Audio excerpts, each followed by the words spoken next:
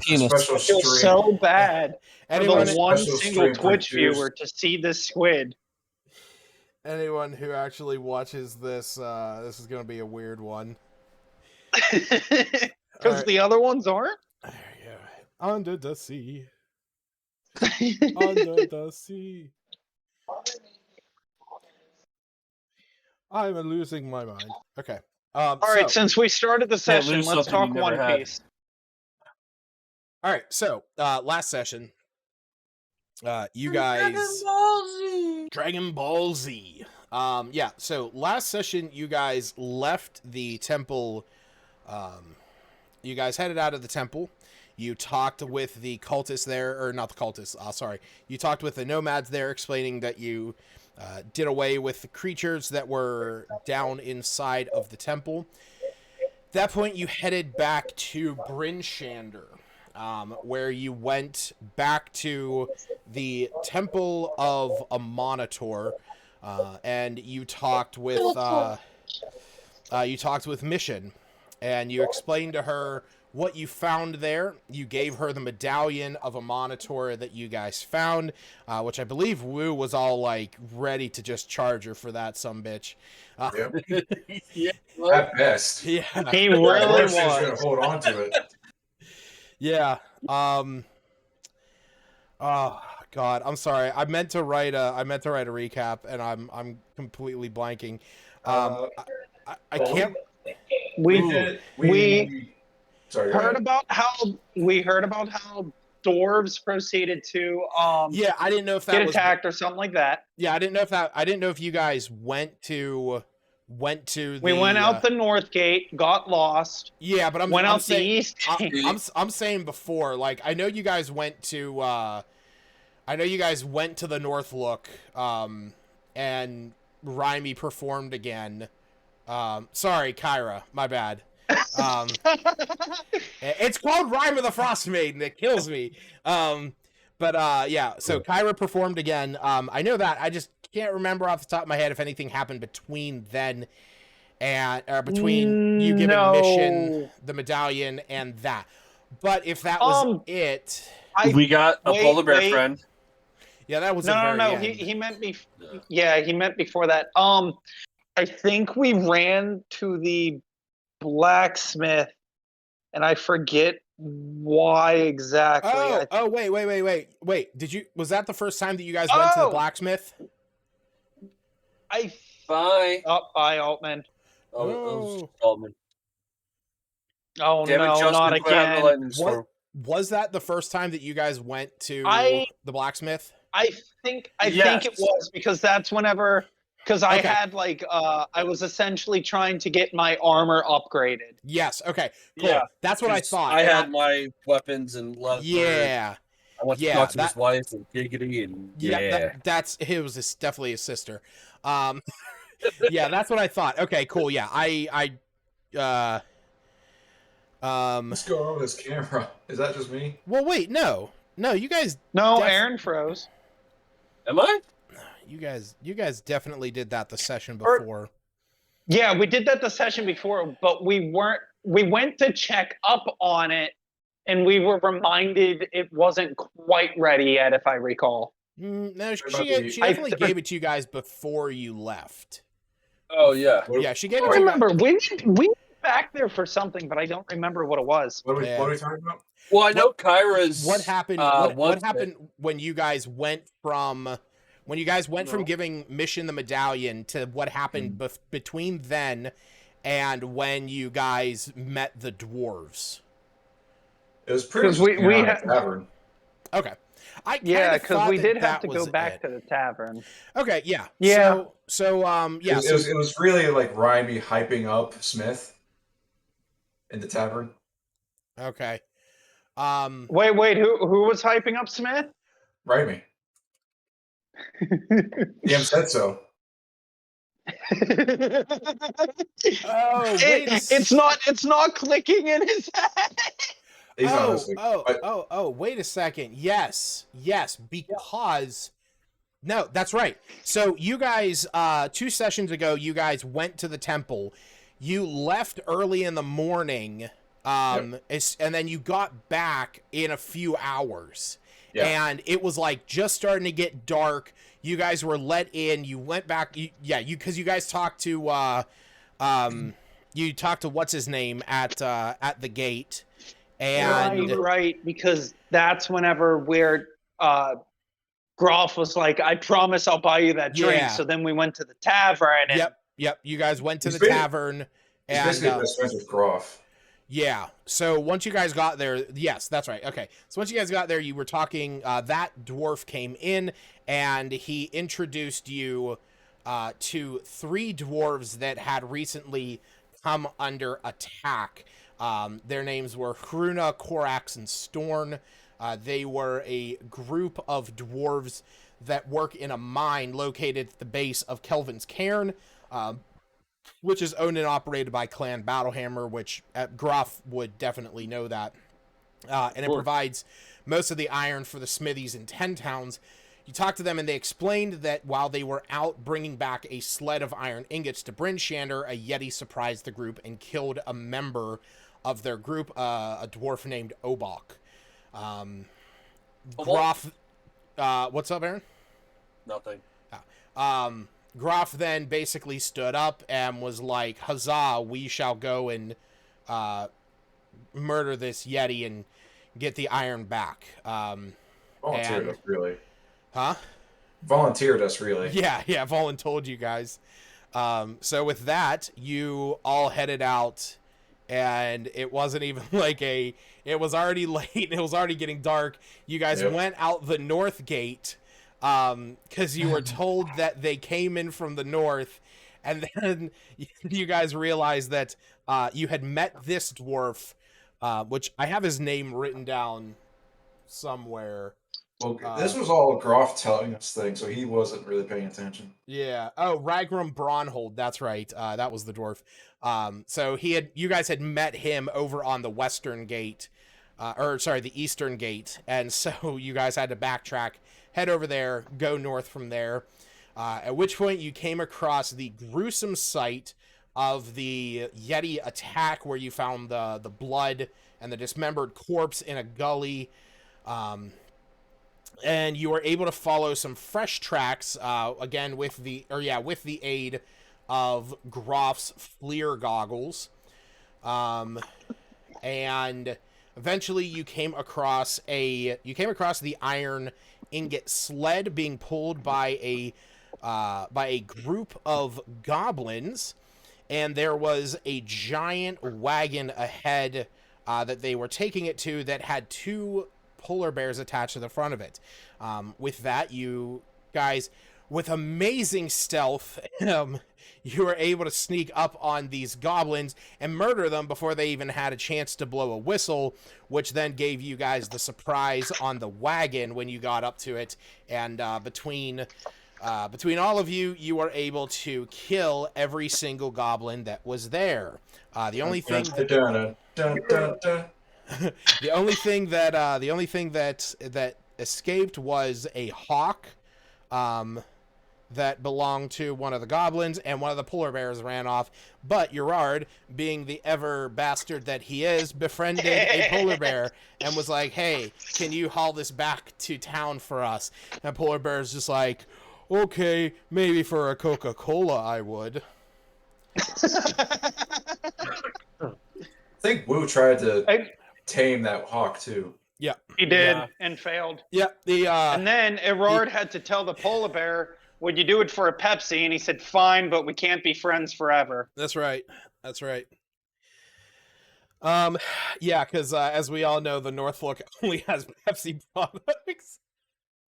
Hey, don't forget, Wu got big and destroyed the back end of that car. You did.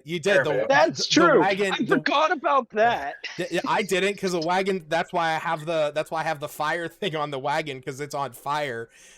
Because the goblin that was in there was like, if I'm going down, I'm taking this with me. It just occurred to me that Wu increases in size like as often as the Power Rangers summon the Megazord. Yes, he does. Every episode. Yeah. Every combat thing. Every combat, Wu's just like, you know what? The funny thing is It's like if you go back to like some of the first episode, they talk about how strong the Zords are and how the Megazord is just so X times stronger. And it's like they never once really fight with just the Zords, do they? They always have to form the Megazord. All right. So, Yeah. Wagon on fire. So that's where we're gonna pick it up.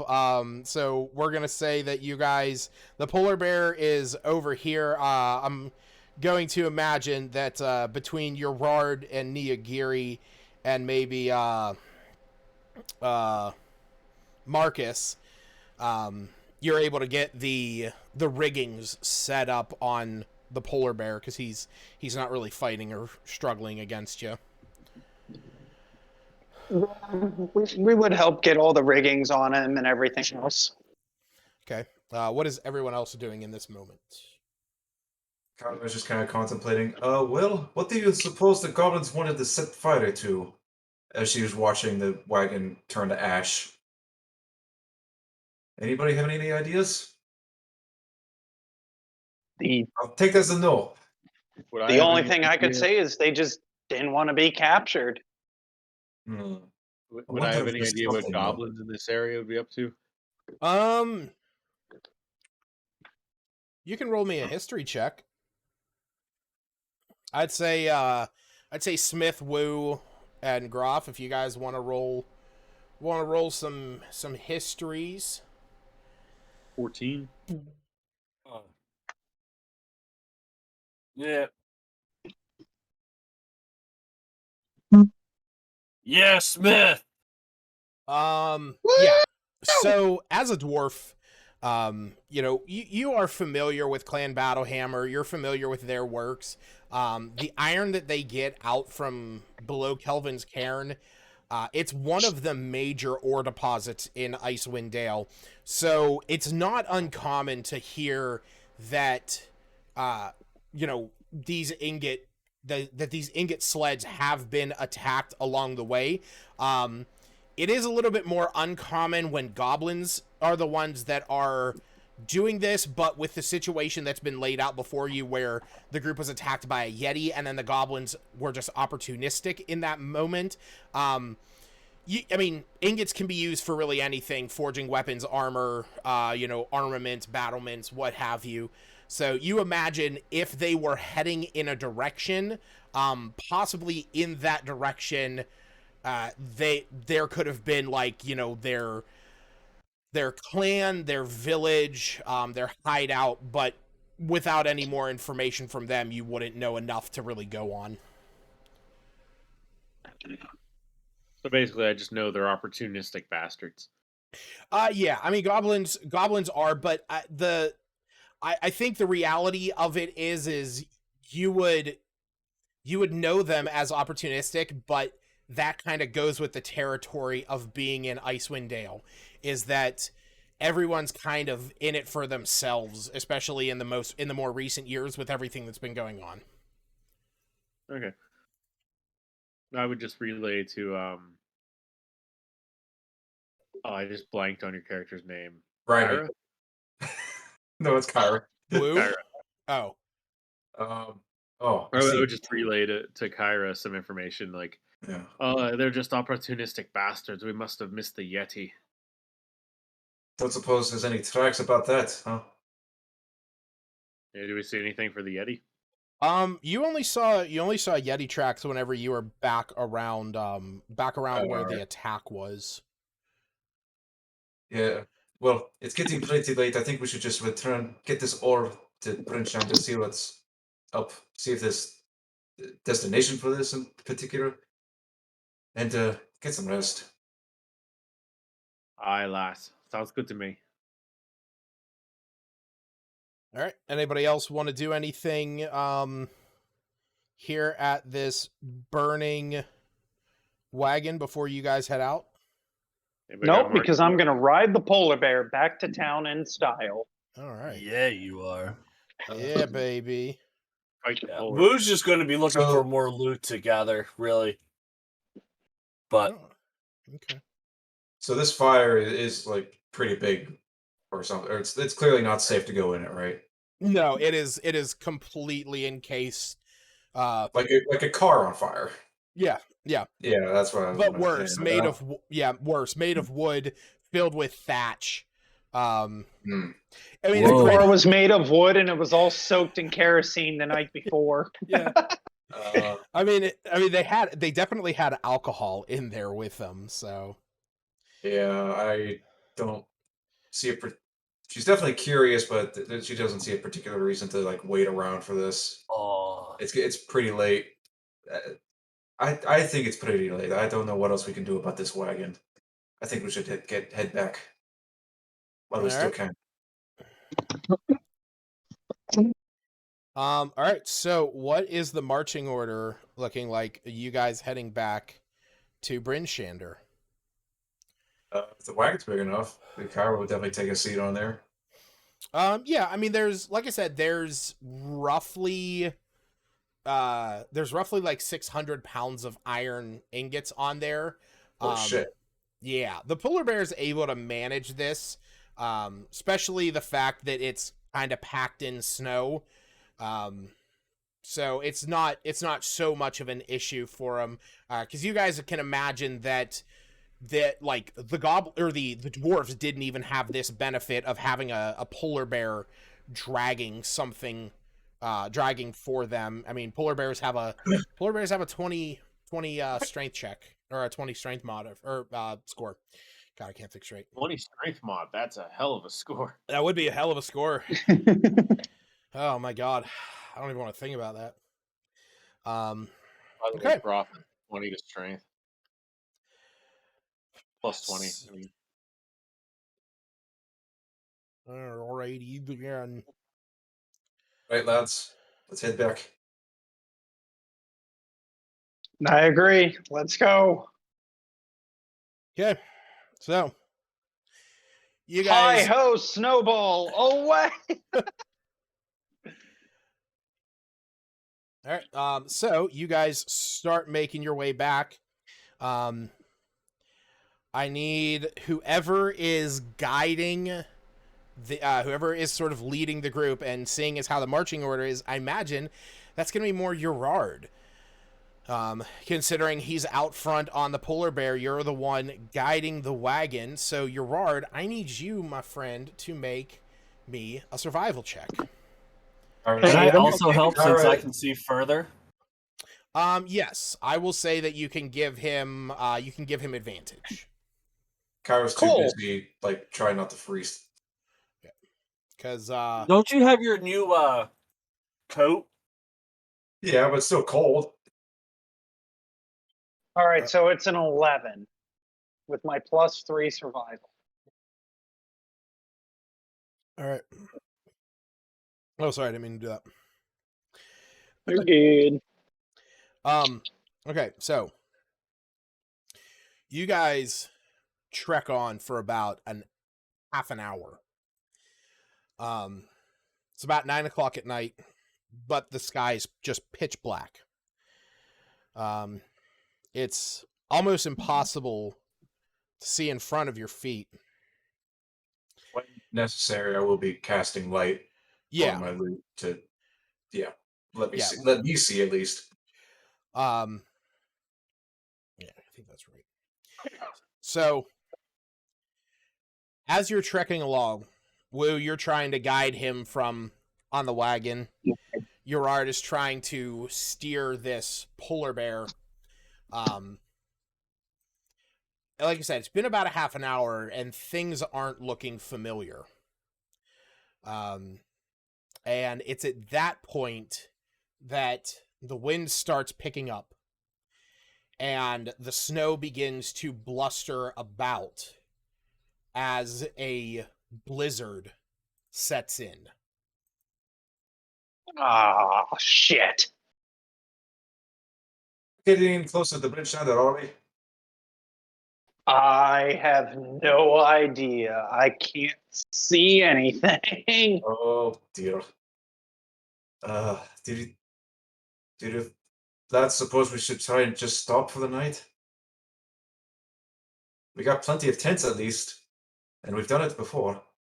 They would just be trying to stay warm for the blizzard to try and get through it. Yeah, so right about now, the sound of oh shit. Silence. Wait, no. I wanted to actually try this. Hold on. We're getting the blizzard map. So, quick question: do I have like sound quiet or anything? Nope. No, No. you sound fine. Well, I did notice the ping. I sort of rely on the green outline on my icon to see if my microphone's picking up, and it seems like it's not doing that as often. No, yeah, So- it's definitely picking up. okay. All right, I don't know. Yeah, that's okay because mine's like flickering on and off, and I don't think there's any noise that you guys are hearing from my end. I don't know if this is gonna work. My screen keeps telling me I'm muted. Ah, motherfucker. I'm not. Welcome to Discord, everyone. Fuck. Okay, never mind. I had some Blizzard ambiance that I was gonna play. We all have heard that stock sound effect of wind. Yeah, just It's that used for whoosh. literally everywhere. Woo. All right. So yeah. Wait a at minute. this- Wait a minute. Do you guys hear that on the wind? Drag poo. Oh fuck! Oh no! I've heard so many stories about this Dragpoo. He's a terrible fellow. So I don't know. It seems okay to me. He's got some radical ideas, but maybe that's what we need this time. You know. All right. So, yeah. Right now, the blizzard has kicked up in full. The snow billowing around you has limited your visibility to about 30 feet out, even with your light. So, believe I have everything, turned down as far as it can go. So have we stopped yet? I mean, yeah, I guess that would be up to you. Did you guys stop? I'm asking the group, like, if we Yeah. we should just stop for an hour before we get even more lost. Can't see a bloody thing out here. Hold on, let me check the weather app and see what it's going to be tomorrow. Yes, consult your scrying device. It's going to be cold. The sad part Oh. is that's the thing. Oh, You can cast Druidcraft to tell what the weather's gonna be. oh, shame we don't have a druid. Yeah. So if we're We were supposed to have a druid. Yeah, you are. That's funny. Is he dead I at this very point? much prefer a shelter of a tent right about now. He's not dead. He just doesn't exist. Yeah, he was never even. That's Goose, right? all. Yeah, he's not even interested. Can we create him and then kill him, please? Do you This is want? Can we not feed him to the polar bear? This Do you isn't XP though. Do you want that, Smith? A little bit. He's playing Red Dead Redemption right now. Okay. I'm Is he really? I'm gonna. I've never heard Smith so spiteful before. It's delightful. I think we have to honor this. Yeah. Then I'm gonna do this. I'm gonna do this for you, Smith. Yes. So, like I said, the blizzard has kicked up. Your visibility is limited. I'm in the process of going through lowering all of your visions right now, but Gerard's is all fucky because he's sitting on top of a polar bear. Hell yeah, I am. He's also quickly making a token for the guy that's in the blizzard that's gonna walk up and get killed. All right. I have to change woos down. Man, Can we bring him in and kill him? He's playing Red Dead Redemption. is he really? I wouldn't be surprised. That's what Smith said. I'm assuming he's probably on Xbox. Yeah. All right, and Smith already has limited dark vision.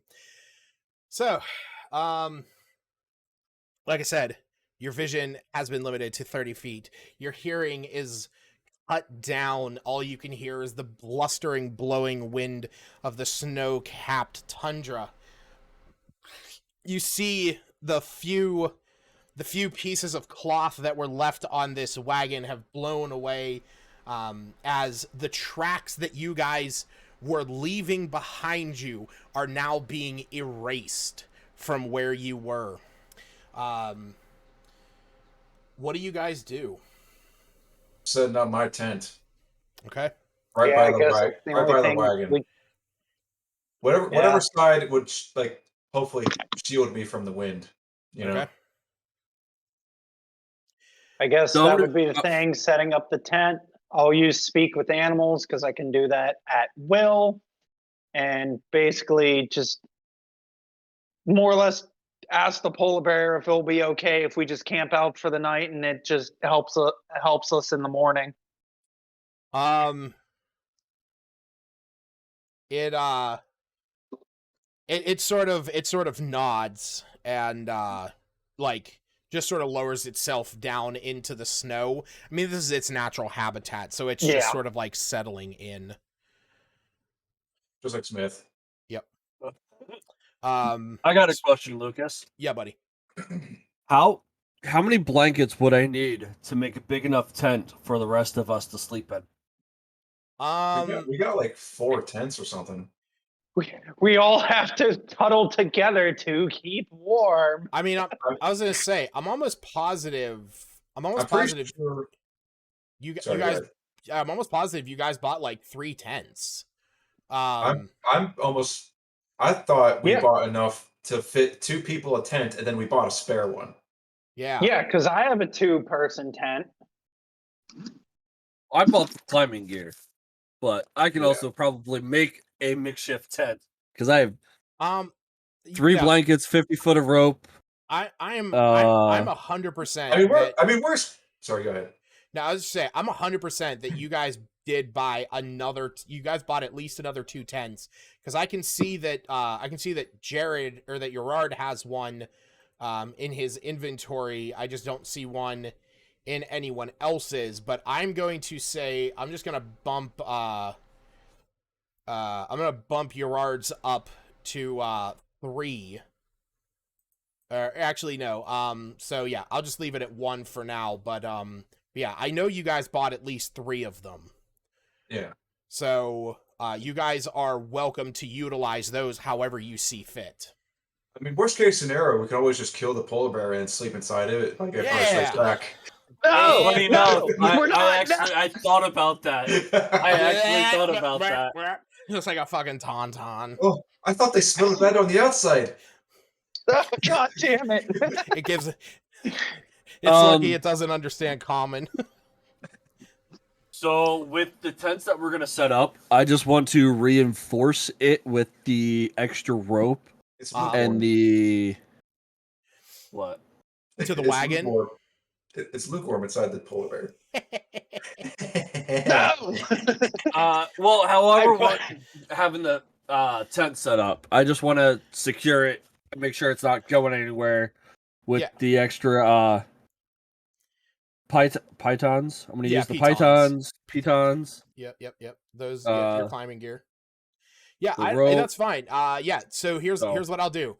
Whoever is taking the time to do this, go ahead and make some survival checks to really reinforce your gear, setting up for for your tents.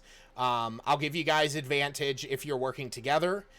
So whoever wants to roll those, be my guest. Thank God you gave me advantage. I think Kyra would be letting the experienced outdoorsman set up the tents, and she'll just provide light. Okay. So they can see. Do you want me to roll for anything? Are we rolling again? Yeah. Just you know what? Kyra, go ahead and roll your bardic inspiration. I'm not taking away one of your uses. But we will say that, everybody will gain a bonus of that to there. So like that. Yeah, because Gerard got an 8. There you go. Okay. So that's plus 3. Plus 3. Plus 3. Justin, if you want to help them set up the tent, roll a survival check. Okay. Maybe also sorry, go ahead. And I was to say add a 3 with that as well. Oh yeah, there you go. Maybe also providing like a nice setting up a tent montage music. We're setting up a montage. All right. Well, one more time. It's a montage. All right. Let me get over to a different layer because I need to be on the right layer because they. I guess Groff doesn't need advantage. I mean, unless Groff wants to hunt for or fish for a nat 20. Well, it's always worth a shot, right? Sure. Everard's not used to this whole tent thing. He normally would just sleep in the forest that he grew up around. Yeah, the animals didn't try to eat him. Yeah, we've slept in tents like once outdoors like this. That's when we got ambushed by gnolls. Yep. Yeah. All right. Like 3 days ago, whatever it was. So I'm going to say that takes you guys a little while to get everything set up. So I need everyone to make me a Constitution saving throw. Oh shit. Yep, I gotta do that too. Dude, my 3 blankets add a bonus to that or anything. They do not. Oh crap. Oh. Oh boy. That one. Oh, there we go. What? That one. That one. Oh no. And I got a flash 20. How'd that work out? Jesus. And Everard's cold. You're supposed to save. Yeah. Well, I mean, I guess it's the same. Yeah, it's the same thing for him, so it's not a difference. Yep. All right, so I'm going to say that with that Gerard and Smith, we're gonna say that we're gonna say Gerard, you're just still, you've only been here in Icewind Dale for not even an entire week yet.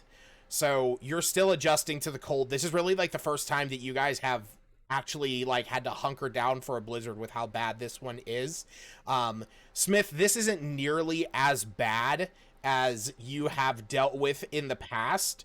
But what is he's like, oh, did somebody kick on the AC? Yeah.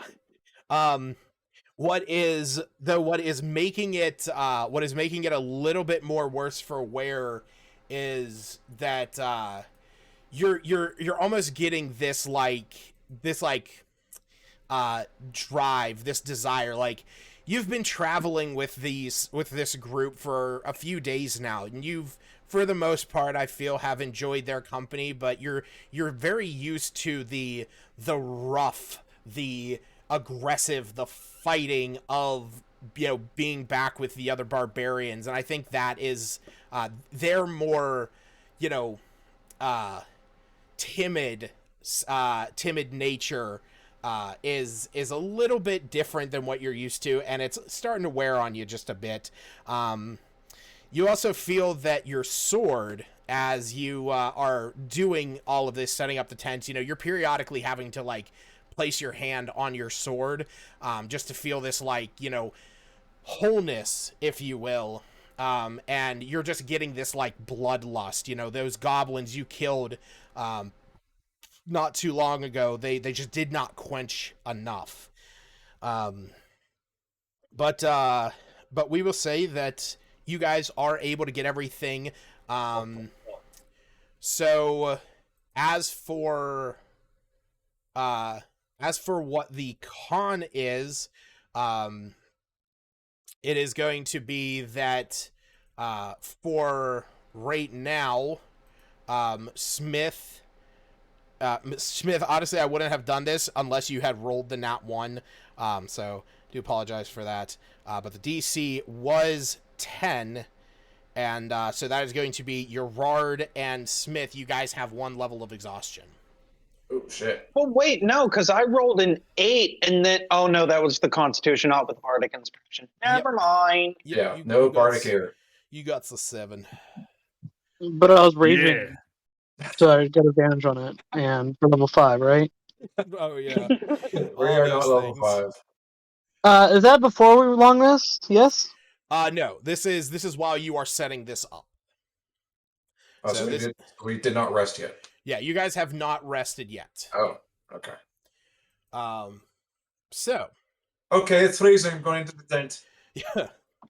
All right. So yeah, you guys head in there. You are able to, get into some warmth. Who's bunking with who? Was bunking with Big Love. I mean, I think Kai would prefer Urod. Still. Yeah, I was gonna say Kyra and Arard traveled. If there's room with all the animals in there. Oh yeah, There's only 2 whole animals, and Yeah. one of them one of them's a cat. It's okay. Yeah. I wasn't sure. I know Lucas some specifics for Leoman's tiny hut. No, it's all good. Yeah, Marcus. Just be careful. Neo Guri's a coupler. Yeah. Oh, I don't know that. He looks adorable. So who's bunking with Big Love? Or is Big Love sleeping solo? Oh God, stop making those hand gestures. All right. Well, I think since nobody answered, I think that means Big Love is sleeping solo. I'm okay with that. All right. Are we forgetting we fell asleep in a cave and discovered he sleeps naked? Big Love with a date with Rosie Palms. I need to see something. That was the name of my high school sweetheart. Rosie Palms. Jared, you cast Animal Friendship on the polar bear. The polar bear. Yeah, it's 24 hours. Okay. Here to the beast. That's you. Okay, so it's just cool with you. That doesn't let you communicate for 24 hours. Okay. No, that's why I have to keep using Speak with Animals, but I can do that at will. Yeah, gotcha. Alrighty then. Because Speak with Animals is 10 minutes for the duration, but I can just cast it whenever I please because, I'm breaking your campaign. Yeah, it's all. What the? I'm so. Give me 1 second. Christ alive. 1 second. I'm gonna explain this here in a minute, but I just want to let you know I typed something in and it's fucking ridiculous that what I'm looking at here. That is the dumbest thing ever. What? Give me like 2. Give me just a minute. I legit just have to add something. We're just trying to rest. I know. Oh. I know you are, but it's me, which means that's not gonna happen. No. Why do I love this so much, and why do I feel like this is just so perfect?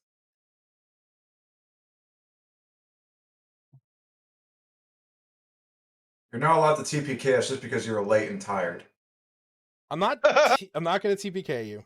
At least I'm not gonna try. I tried. For that reason. Well, we know you tried so many times. But you can't stop rhyming. That's right. The Rime of the Frostmaiden. The Rime who is the Frostmaiden. Yeah. Very true. Spoiler alert, jeez. Yeah, that's the kicker at the end of this is that you find out that it was Rime the whole time. No, she would never do that. I know. I legit thought about it and I was like, oh, I would love that, but I know that it would be so against what Rime would be about, so I could never do that. Multiverse. Hey, we can just bring Kakarot over and just have Kakarot beat the shit out of him.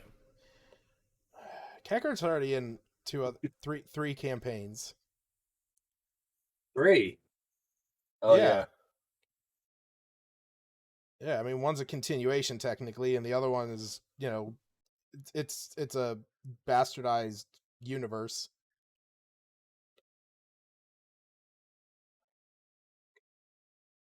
Some days I really hate Dropbox. And other days it's like the greatest tool of all time. It keeps telling me that my Dropbox is full. I mean, I pay for Dropbox. I don't. Yeah, I do. I'm an Apple shill. I pay for iCloud Drive. Yeah, we're not. We know.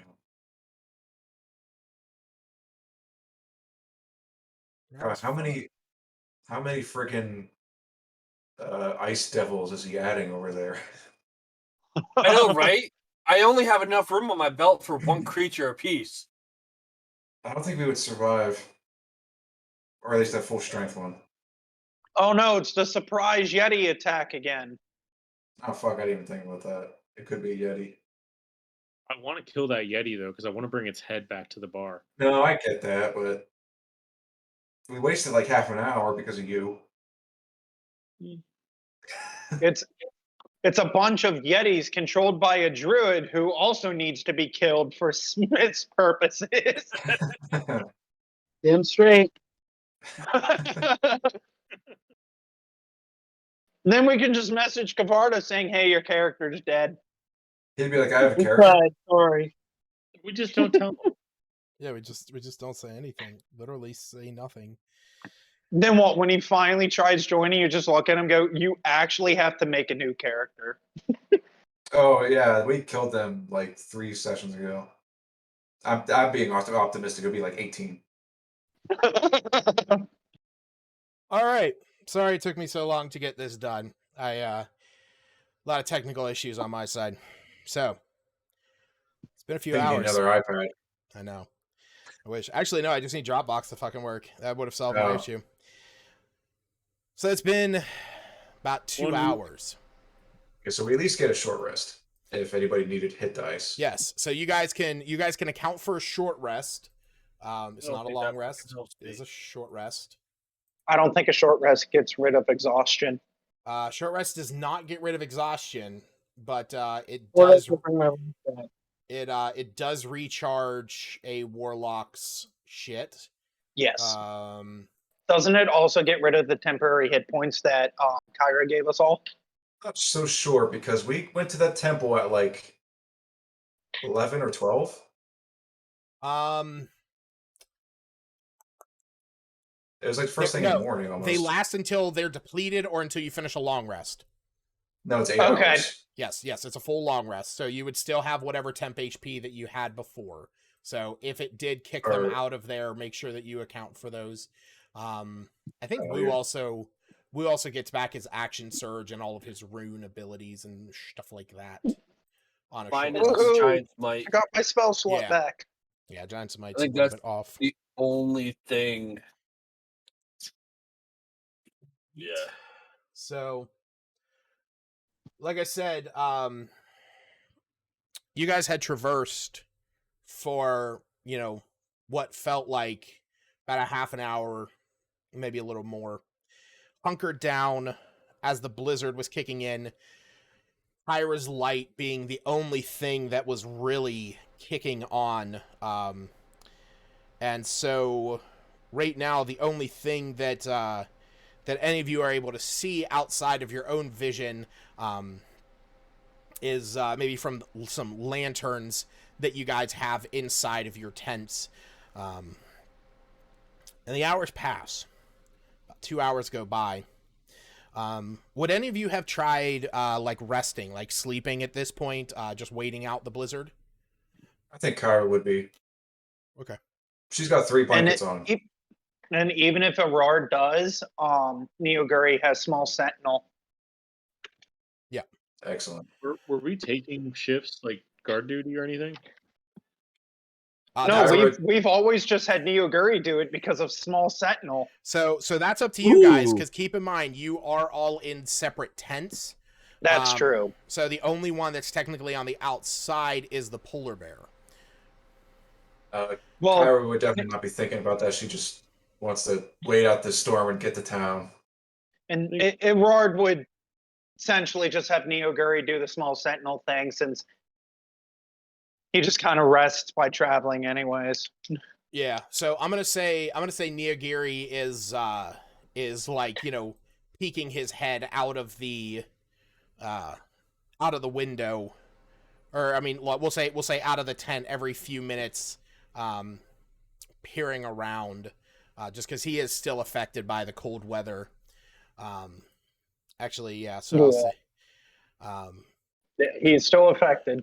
It's just when taking a long rest. Well, small sentinel technically only works if I'm taking a long rest, or would this be right? It's when you're taking a long rest. Your companion can take one shift to keep watch. So it's like if everybody I guess had this to would rest. This would be its one shift. Right. So he's like, and again, it's going to be the fact that you two are linked. If he was out there for very long in the exposed weather, he is still going to take some some beating. Wu and Smith, what are you guys doing during these 2 hours of the wind blowing hard and the snow blustering about as you're hunkered in? Nice. Trying to get my long rest on. Jenny. Wu's sitting in the corner, like rubbing his thighs, and Smith's just sitting there with his sword in hand, like trying to sleep a bit. Just hearing Wu's chainmail. Just all right.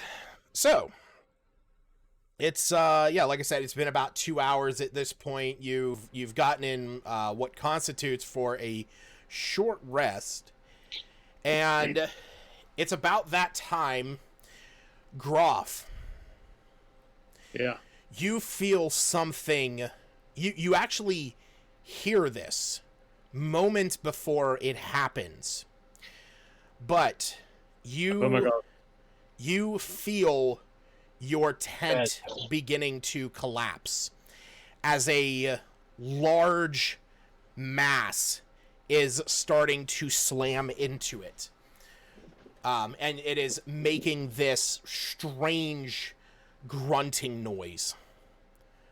Woo, it's not you, I swear. What do you do? I'm gonna fight this thing off. Like, do I see it, or is it just like on top of my? It's on top of your tent, so and it's like starting to buckle, like buckle the bracers and stuff like that, and bringing it down. I'm gonna try to roll out of my tent and see what I'm dealing with. Okay. As you roll out of your tent, the gaze from or the light that is on the inside of your tent, it tips over. From the wind rushing in there, it blows it out, but just barely through the light that Kyra's loot is still emitting as she is taking some rest. You see a multi-100-pound walrus,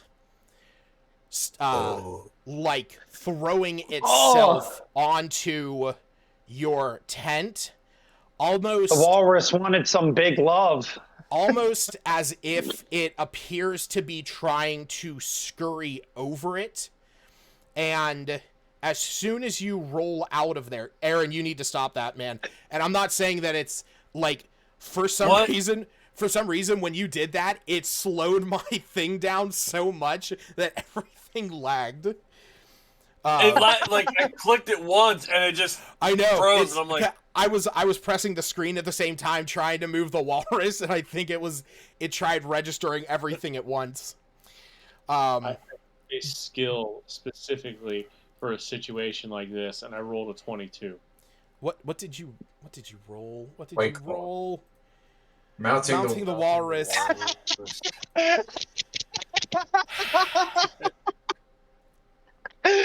So and he had that too. You put in the walrus and enabled all this. That's the worst part about it.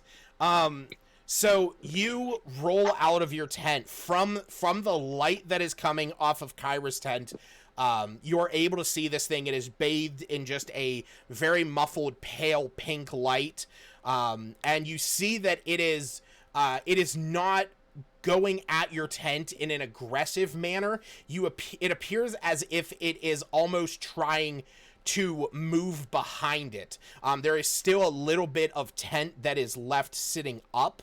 and you can see that it is almost trying to, like, get behind it.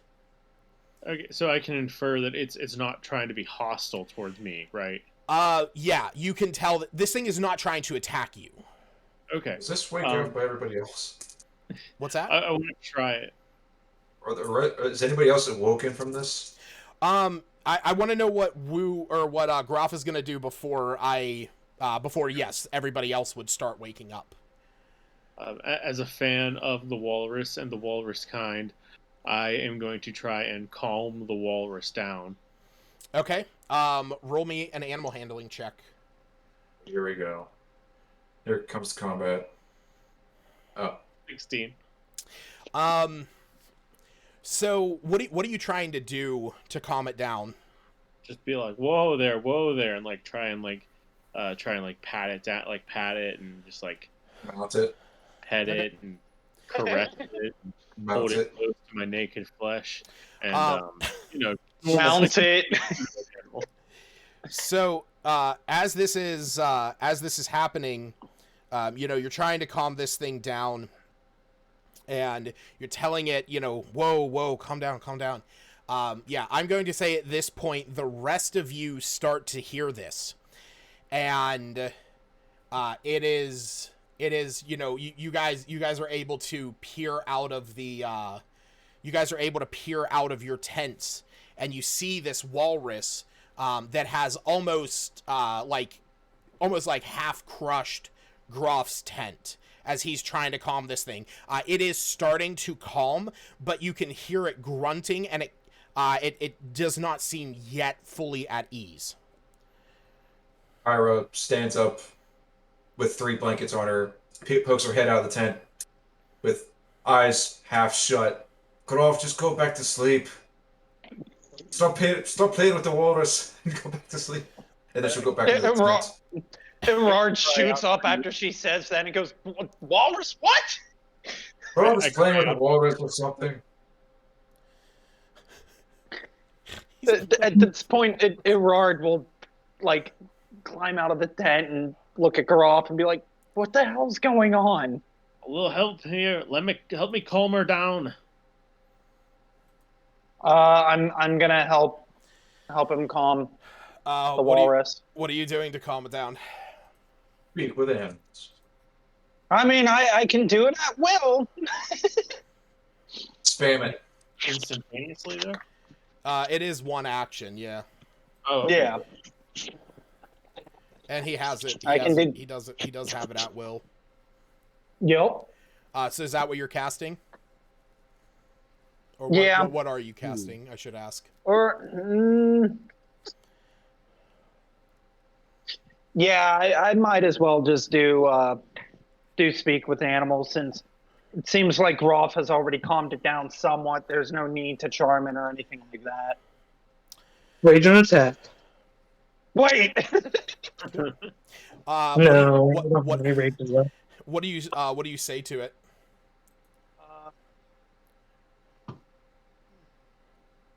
What's going on? It's okay. We're not going to hurt you. As you saw my friend here, you're just... Why are you trying to climb over the tents? Or more or less, what are you doing here? Like, I'm trying to talk to it, ask it what it's doing here, and also just saying how we're not a threat. Yeah. So as you say this, as you say, we're not trying to hurt you. That's when it's still fidgeting about, and it says, "Yeah, but he is!" And you look over Groff's tent, and it's at that moment you see a charging abominable Yeti rushing towards you as it charges into Groff and slams him into the cart of iron ingots, knocking them over onto Wu and Smith's tent. At that point, I was just going to say Everard's just going to yell as the whole thing's going, just poke his head back in the tent and be like, "Kyra, you need to get up now." Wait. Yeah, that hits.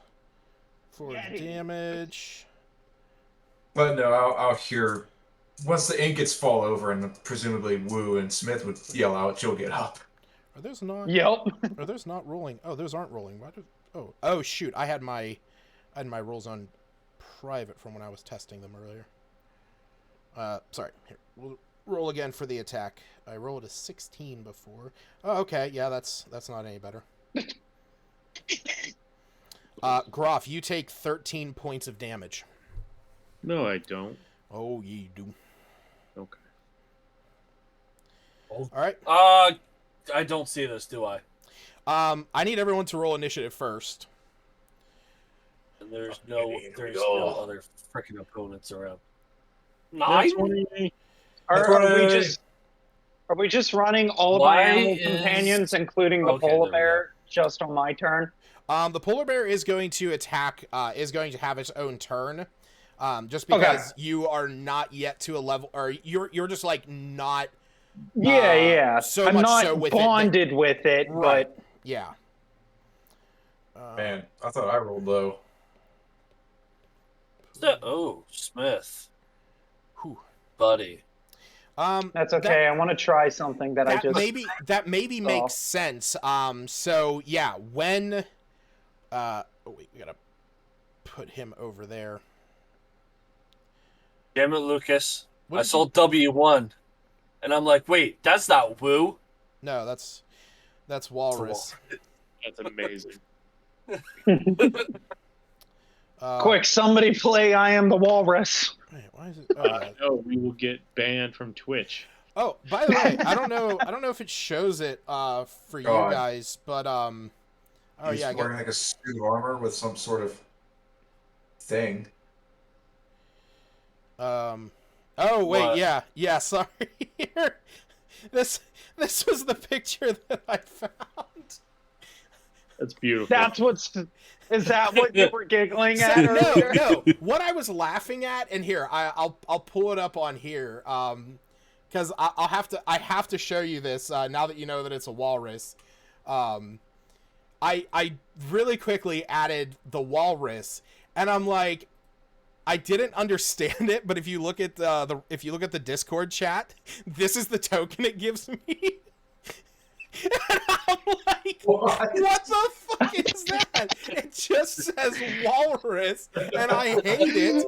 But that is that's the official token. It's the one on here. It's the one on 5e. And I was just like, I can't handle this. They couldn't have paid an artist for a portrait or anything. Right, you couldn't have paid somebody $5 to even just get the rights to a goddamn walrus. And yeah, so what was taking me so long was the one in the suit. Easy enough. For some reason that added no problem. I found this one from 2 Minute Tabletop that I was like, oh, I really like that one because it's it is what it is. Yeah. Well, hey, I'll be right back. I'm gonna go get food. What the fuck are you doing? Go get food. We're starting combat. That's fine. I just gotta go upstairs and go get chicken pot pie. That's fine. It's Gross's turn anyway. Have a good night, Aaron. Yeah, Woo's only See y'all tomorrow. 2 turns, whatever. A third dead. Oh, would you look at that? He's playing Red Dead Redemption. Kill his character next.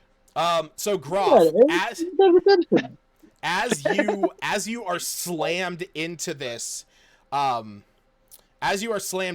thing, you're sort of knocked back. The weight, the sheer force that this Yeti hit you with, just caused you to cause the cart to start to tip over as some of the ingots fall onto Smith and Woo's tent. The only thing stopping it from flipping over completely is the fact that the polar bear is still attached to it. And as you turn around, you see in this thing's clutches, in its hand, is the head of a humanoid. Shit. Oh. Real quick, does everybody else still have the picture of the walrus up on the map? Yeah. Yes. Oh, my bad. Sorry. There you go. Thank you.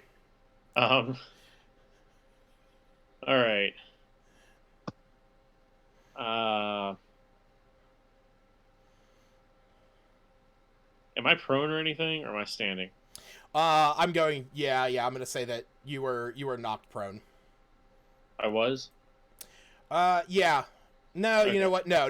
You were knocked in such a way that you were like thrown up against it, and then you were on your feet. So yeah, I'm not gonna give you prone. He's Okay. grappled. He's not grappled. It hasn't like pinned him or anything like that. It has Yet. just thrown him, and it's now just standing there roaring. I appreciate you looking out for me there, Smith. Thank you. All right. I am gonna have to risk it. Well, actually, hold on. Get by your shovel of swarms. Yeah, what does that thing do? It's like you have to. You spend an dig action. something. Yeah, you spend an action and you bury it in the. You bury one of the statues in the ground, and then on the next turn it sprouts up as a swarm of whatever creature you buried, either spiders or rats. Princess Kenny Rat Tsunami. Okay.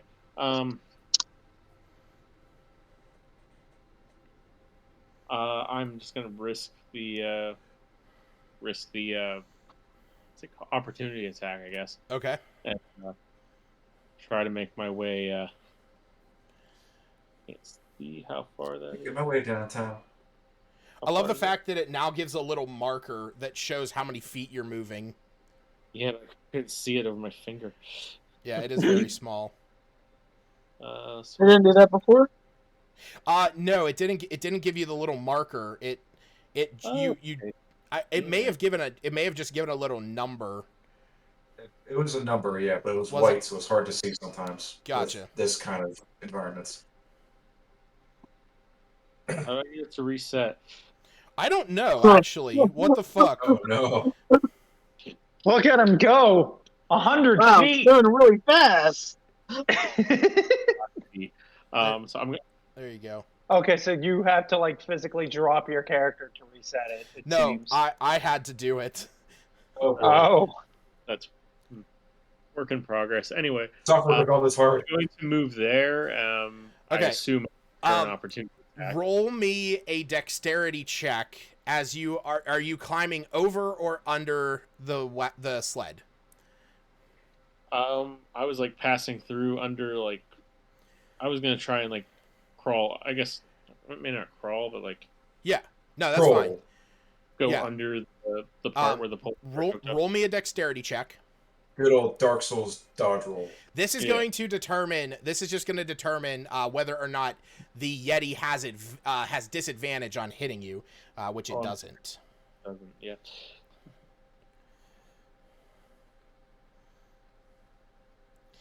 Okay, that's going to hit.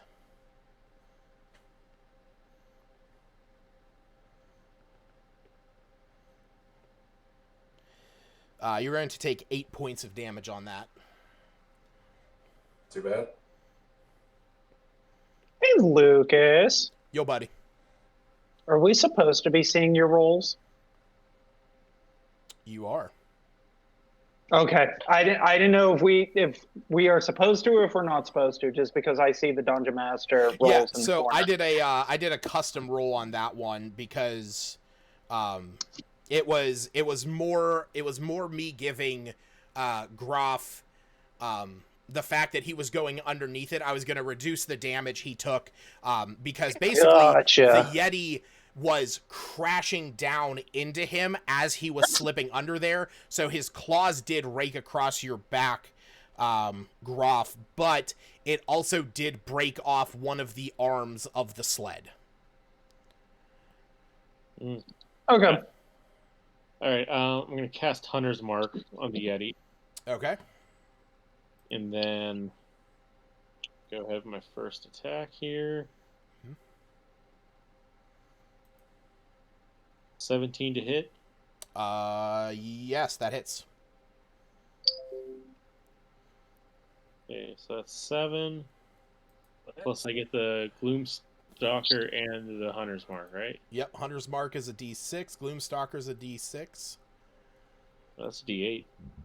Oh, yeah, I'm sorry. Yeah.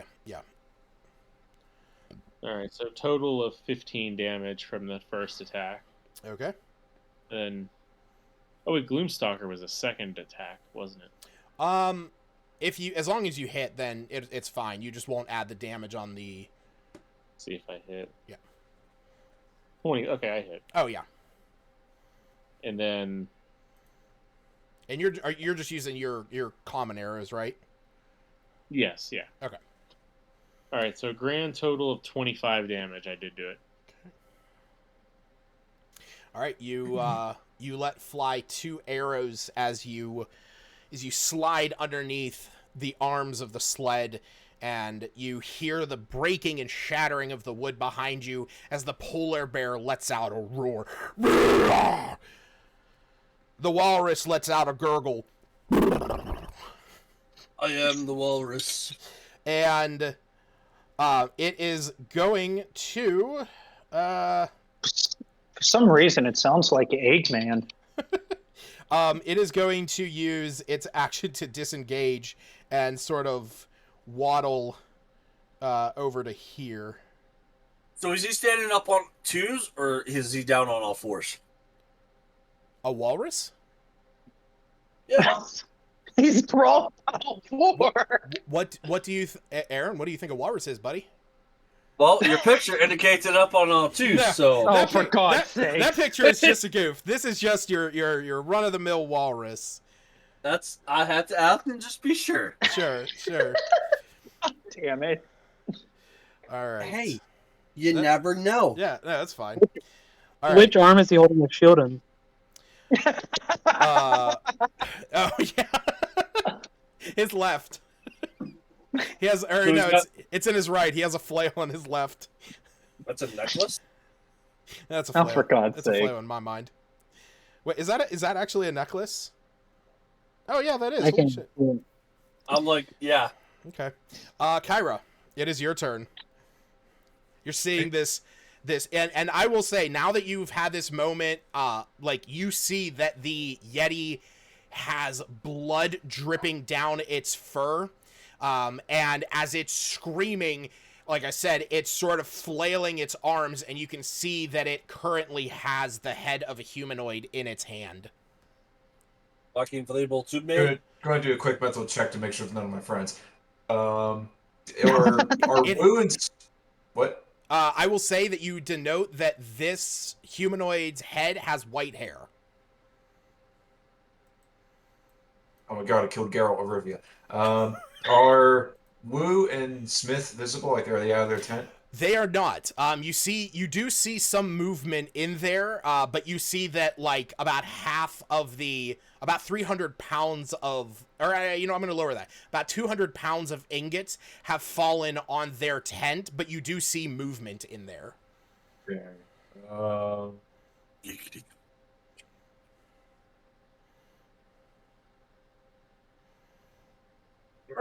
I guess you would actually be, like, right there, because Yeah. you'd be out of the tent. Oh, God. I gotta see if I can turn that movement mode off. I really don't like that.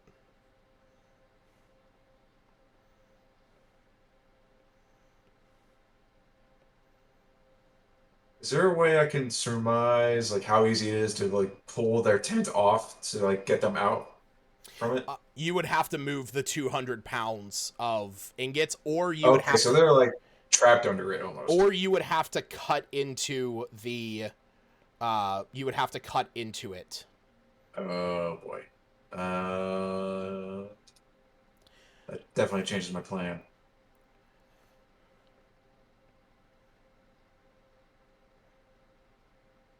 Hey, Lucas, quick question. Do 10 hit points stack or no? Because I remember there was something about it before. They do not stack. It's just whatever is the highest. So if something were to give you 5 and something were to give you 7, you just have 7. Okay. Yeah, I hate that So shit. then if I have temporary hit points and I go to use something that would give me temporary hit points, if it's lower than what I already have, I just keep the original? Correct. Okay. Just gonna fly up 20 feet. Okay. Oh man, I remember when I could fly. And just scream, Smith Root, get out of here! Get out here! There's a Yeti. We found it. Grof's Yeti. We found it. And shit. Oh shit! I should have had Groff rolling with disadvantage. Oh. Yep. Sorry. And why would that be? You were in the middle of the blizzard. And not even that, too. He was prone, so he would have used half his movement speed to get up. Oh, that's true. No, because I said he wasn't prone. Oh, I okay. had retconned that. Is my light still active? If you want it to be, light lasts until basically like an hour, or until you it lasts an hour. Okay. Just gonna try card throw at it. Okay. One of those spell slots I need to strategize. Throw a card. That's a 15 to hit. Disadvantage on ranged weapon attacks. Oh, yeah. Okay, so it is on ranged weapon attacks. Okay, cool. That hits. Oh. Really? I had to check. I'm looking at the rules for blizzards. Disadvantage on ranged weapon attacks, perception checks that rely on hearing, and if not wearing goggles, which is the thing that I had thought of for Groff, perception checks that rely on sight. But that's only for perception, so you guys will have disadvantage on ranged attacks. Technically, we all have goggles on. So that's fine for the perception checks. That's not an issue. But ranged weapon attacks still have it. But he's doing a ranged spell attack, which is a different category. So I rolled a 6 for the card, which is violet. It takes 2 psychic damage and has to do a Constitution saving throw, or become blinded until the end of its next turn. Which I'm imagining it will succeed. Oh yeah. Yeah. Oh god. That would just be my turn. 20 feet up in the air, and 5 feet laterally back. This polar bear is going to have its movement speed halved, but that does not stop it from attempting to turn back and defend itself, which those are both going to hit. And that's a 13 and a 10. So that's 23 points damage. By the way, Lucas, I do have the polar bear's HP and whatnot, so I'll just keep track of it on my end. Yeah, I have it on here too, but okay. But feel free to keep track of HP. One of the things that I'm the worst at on my side is keeping track of HP that's not a monster. Okay. Yeah, I'll keep. Yeah, if anything happens, I'll keep track of ye old polar bear. All right, Woo. You are sort of enwrapped in your tent as the central support beam has popped out of place whenever all the ingots fell on you. So you have options. You can either spend your action essentially trying to work your way out, or cutting your tent open as a bonus action, which is faster, keeps your action, but you are shredding your tent. Unfortunately, I'm going to have to cut the tent. Okay.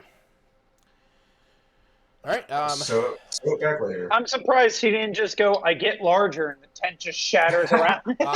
Yeah. I have no more of those. Yeah. He has no more use of Giant's Might until he long rests. Yeah.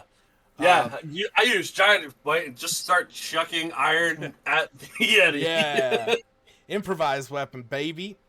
Okay, so yeah, you are going to cut open your tent, and that was going to be your bonus action. You don't need to roll for that; it is just going to happen.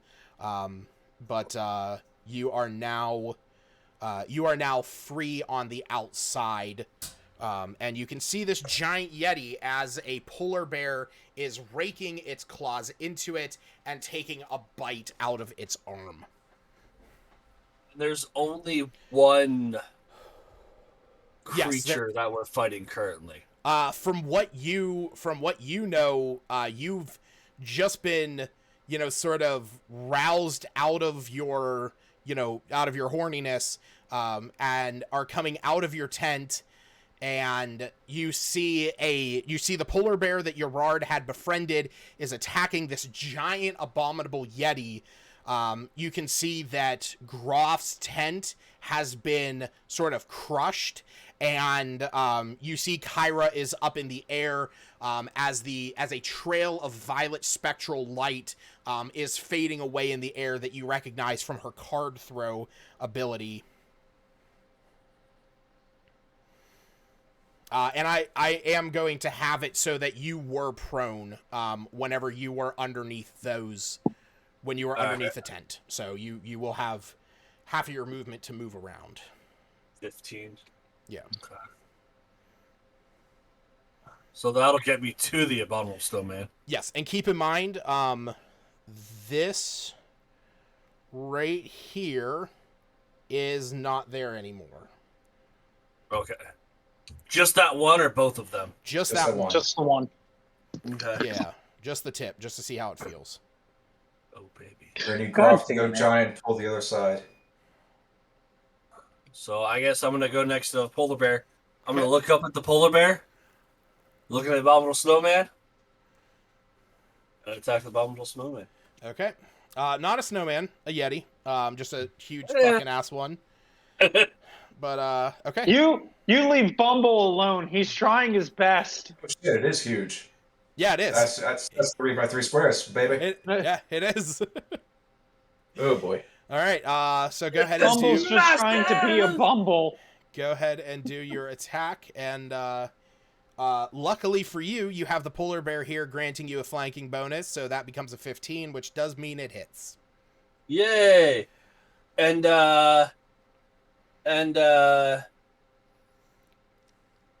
let's throw a smite on with this one. Ooh, interesting. Smite. Since I need to look these up now, figure out which ones I like and which ones I don't. That's okay. Lucas is trying to find the tab for the smite. Right.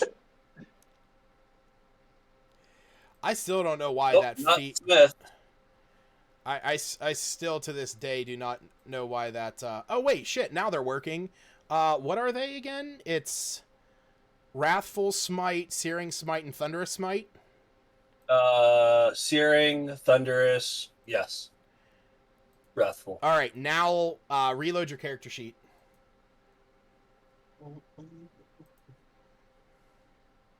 Reloading. Does it now allow you to? You should be able to view those. You should be able to view those spells on your character sheet. Spells. Okay, cool.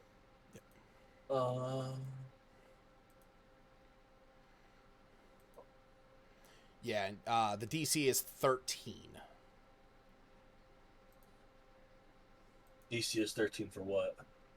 For the, like, you see how it says your the next time you hit a creature, blah blah blah blah blah, it deals at the start of each of its turns. The target must make a con save or take 1d6 fire, or or the thunderous one pushes it with a strength save, and the wrathful smite is a wisdom save. Those are all 13.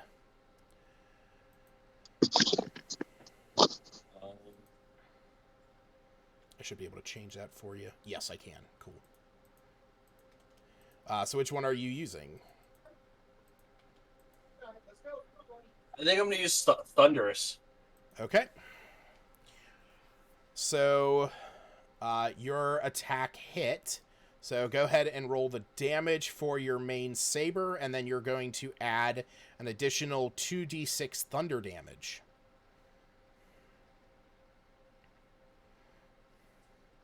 I guess I could have just rolled the thunder thing, couldn't I? Yeah, you can click that, and it'll do it for you.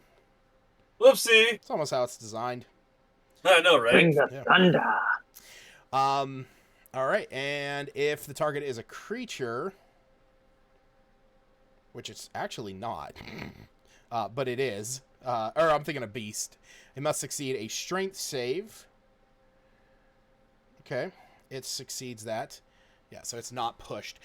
So basically what this looks like, you come slashing out of the tent. You know, you're looking at all the chaos that's going on. You see this abominable Yeti standing there, the polar bear biting onto its arm, the flecks of violet light floating through the air from Kyra's card as you draw your saber and you imbue it with this new power that you have embedded this runestone in. It begins vibrating in your hand with thunderous energy, and as you slash into it, this audible crash of thunder, it just rings out everyone around. You hear this, just the sound of a tree cracking in half as you see the Yeti, as you see Wu strike into the Yeti.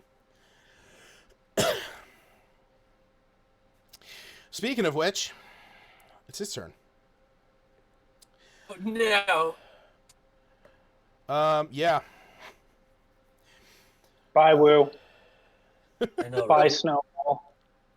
Finish him. Finish him. Speaking of finish him, apparently the October free game for PlayStation is Mortal Kombat X, guys. Oh, nice. Nice. Woo, I need you to make a con save.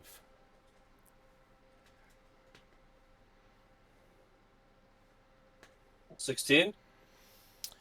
Okay. So, the Yeti looks down at you. It breathes in, and it screams in your face. You feel this blood and spit fly into your face, freezing you there. As your bones are chilled to the core, and you are going to take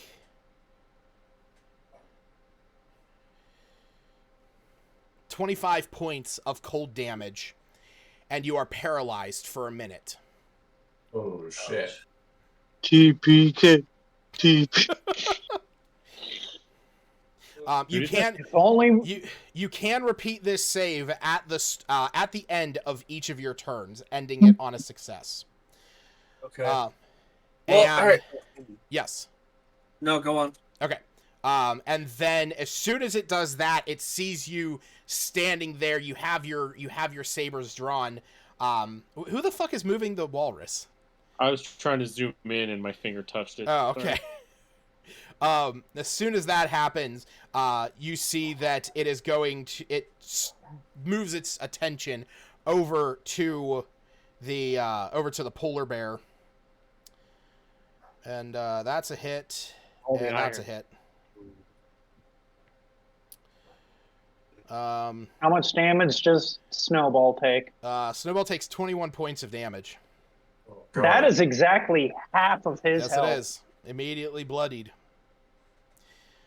All right, Gerard. Hold on. Oh, okay. This is what I want to question. Uh-huh. Am I able to use my rune as a reaction to make him make a wisdom save? What rune? The stone rune. Oh, that one. That one. A creature you can see ends its turn within 30 feet of you. Make a wisdom save. It's incapacitated. No. You are a paralyzed creature is incapacitated, and incapacitated creatures can't take actions or reactions. Okay. Cool. All right. Yeah, with that, it is going to be Marcus, or sorry, it's going to be Gerard. Yeah, because don't I normally take my turn then control all my animals? I always forget that I don't need to add them to the initiative, that they just go on your turn. Or, well, that Gerard, Nirgiri is you, and Marcus goes on your turn. Yeah, and Marcus just goes on my turn to save us trouble and pain. Yep. I think I'm going to do... What? Sorry. You said I'm paralyzed? Yes, you are paralyzed. Okay. Just want to add that real quick. Just so I I know it's going to say Eldritch Blast, but that's because for whatever reason it doesn't have the hit die next to Life Siphon for me to use for the range. What do you mean? Oh, to hit, yeah. Yeah. Yeah. So it's going to say Eldritch Blast, but I'm using Life Siphon. You know, here. Okay, before... Is it a +6? It's a +6. That's what I mean. For Life Siphon, it doesn't say it, but I don't know. You can, here, click Life Siphon. Okay? Okay. Go to Customize, and where it says to hit override, type in 6. Does that do anything? Let me find out. No, I just tried it. It doesn't. Nope. It just adds the little thing next to it. Yeah, it adds a little star. Okay, that's fine. Yeah, that's fine. As long as you just denote that that's what you're doing, that's perfectly fine. Okay. Now I know I rolled the 10, and before you say it misses, I'm going to use Helping Hand from Neoguri. With a bond strength of 13 or higher, a companion cares enough about you to help in troubling times. Once per short or long rest, they can use a bonus action to grant you an additional 1d6 on attack roll or ability check. That's perfectly fine. And like we had mentioned before, this is essentially you using your bonus action. Yes. So perfectly fine. Because I know you and I discussed all of this. Why? Aren't we exhausted? Isn't that what it does? No, exhaustion level 1 just means that you have disadvantage on skill checks, and ability checks. So you don't get disadvantage on attacks unless you're at level 3. Cool. Yeah. So all right, let's hope this works. And if not, oh well. It did not, because I only got an 11 I mean, max. you still have some inspiration points. That's true. I do. Yeah, I'll spend the 4 to hit him. Okay. I just got to remember, because then we put it in, equipment. Yep, it's under equipment. Cool. I just got to hit you. Using that spell slot. So unlike a Yeah, I am.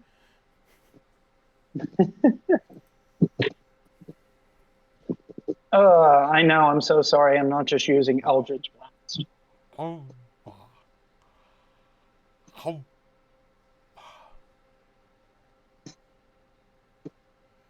Not bad. Not good. Yeah, not bad. That's 11 necrotic damage. And you are going to gain 6 temporary hit points. I already have 13 temporary hit points when I absorb the goblin's soul. Oh, that's right. All right. And now it's Marcus's turn. Now it's Marcus's turn. Let's see, Marcus. How far away is the Yeti? Because you would have to go up and around. Or what? He can like move between the tents. That's not an issue. Okay. He is a tiny creature after all. Yeah. So that would be... Would he be able to be between the wagon and the Yeti since he's a tiny creature, or no? Yeah. Okay. Because that's 15. I don't like that. Even when you put it down, the square stays. I know. I physically have to go in and click a button that makes it go away. That is I don't like it. horrible. And I was literally going through the settings. There is a new thing that is token movement path. And then if that's on, it gives you the option to turn on advanced pathfinding. But advanced pathfinding, I found out, just moves you through friendly creature spaces, but moves you around hostile and like objects. So that's cool, but I hate the fact that you have to like dip that thing away. Lucas, I'm gonna retcon 5 feet and put him there. I'm sorry, you have to manually do it again. Because then I'm going to use... I know you said it's disadvantaged, but my poor Marcus can die in a single swing, so I'm going to use Tail Wrap, which is ranged weapon attack +4. Okay. And I'm just going to cheat, roll 2d20s. The disadvantage, that's 15 to hit, because that was an 11. For Tail Wrap. Oh, Yeah, so that is a 15 to hit, so that hits. Okay, he is now. The Yeti is now restrained, and as an action, so essentially I'm just getting rid of one of its actions because I know it's going to break a DC 12 Strength check to free itself. If he decides to attack the tail instead, the tail doesn't hurt it, and it just regrows back at dawn. Yep, it has to hit an AC 14 or break free. Okay, cool. So it is currently restrained. It is now going to be Smith's turn.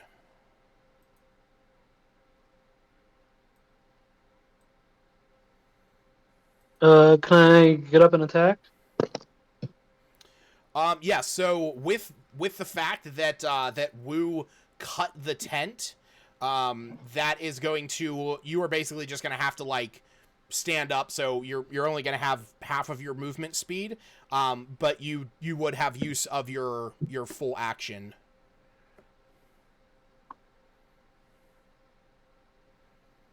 He's restrained. Do I get advantage? For what? For my attack? Did he say he was restrained? Oh, yes, he is. So it would just be a single roll then. Well, no, because you're doing melee, so yeah, you get advantage. Yep. Okay. I just love how this tiny little cat with a magical tail just wrapped it around a Yeti and said, you can't move. Because that's what tigers do. 1 second, sorry. I was upstairs. Alright, let's roll my attack.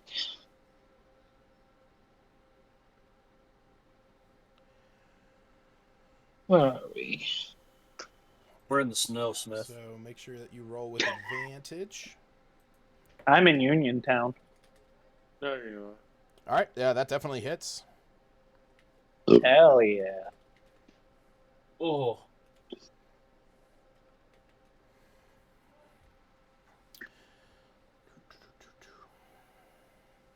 Just seeing if I could get a higher roll, but yeah, I didn't. So 12 damage. No, you got the same thing, just in different Yeah, ways. you got a 5 and a 3, and then a 3 and a 5. All right, and are you using your Divine Fury? I can't. I'm not raging. I can't rage. Oh, gotcha. That's only while you're raging. First hit, gotcha. That's okay. The blade's happy. It's getting Yeti blood.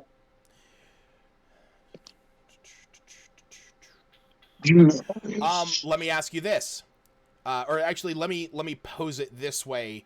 As you are swinging into this, you get this. Wait, did you already? How many? Shit, I have to add a token or something. I've used the 1 charge. Is that what you're asking? Yeah, the Boreas is Winter's Bite. I think I used 1 charge. It says 1 of 2 charges. Yeah. I might as well use it again. You're gonna use it again? Sure. Okay. So yeah, you can. That's just gonna be an extra 2 points of necrotic. All right, Groff. Excuse me? It's your turn. That's big love to you. Big love. Thank you. Gonna do what Big Love do and shoot my shot. Okay. That's disadvantage, huh? That is disadvantage. Yes. Does it balance out since it's restrained? Actually, yeah, attack rolls against it have advantage. So nice. You are just making it without penalty. I'm just like so hesitant to have Marcus run up because I know he has plot purposes, so I'm just making him tie them up. Marcus is there for moral support. I suppose its AC is 10. No, its AC is not 10. Yep. Well, see you guys next week. Cool. I'm in sort of 15, I think. You don't want to use any. You don't want to use any inspiration. How much inspiration do I even have? I think you have. Oh. I think you have enough. Yeah, you have enough. That's what he's talking about. Okay. He's trying to stock up to where he has 100 inspiration points, so he can always get soft 20s.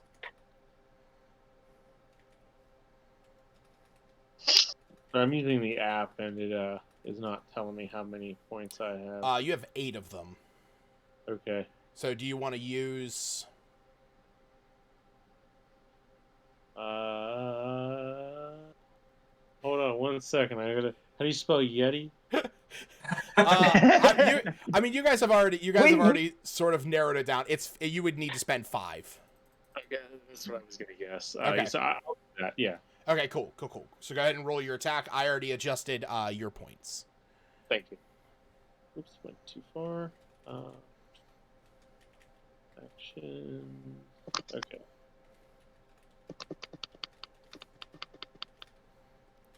And then, all right, total of 15 damage. Okay. Piercing damage. All right. It is the walrus's turn. Run, walrus, run! You see that he is hiding behind that. He is hiding behind Smith and Woo's tent. That got knocked down. And Pick it up cut. again.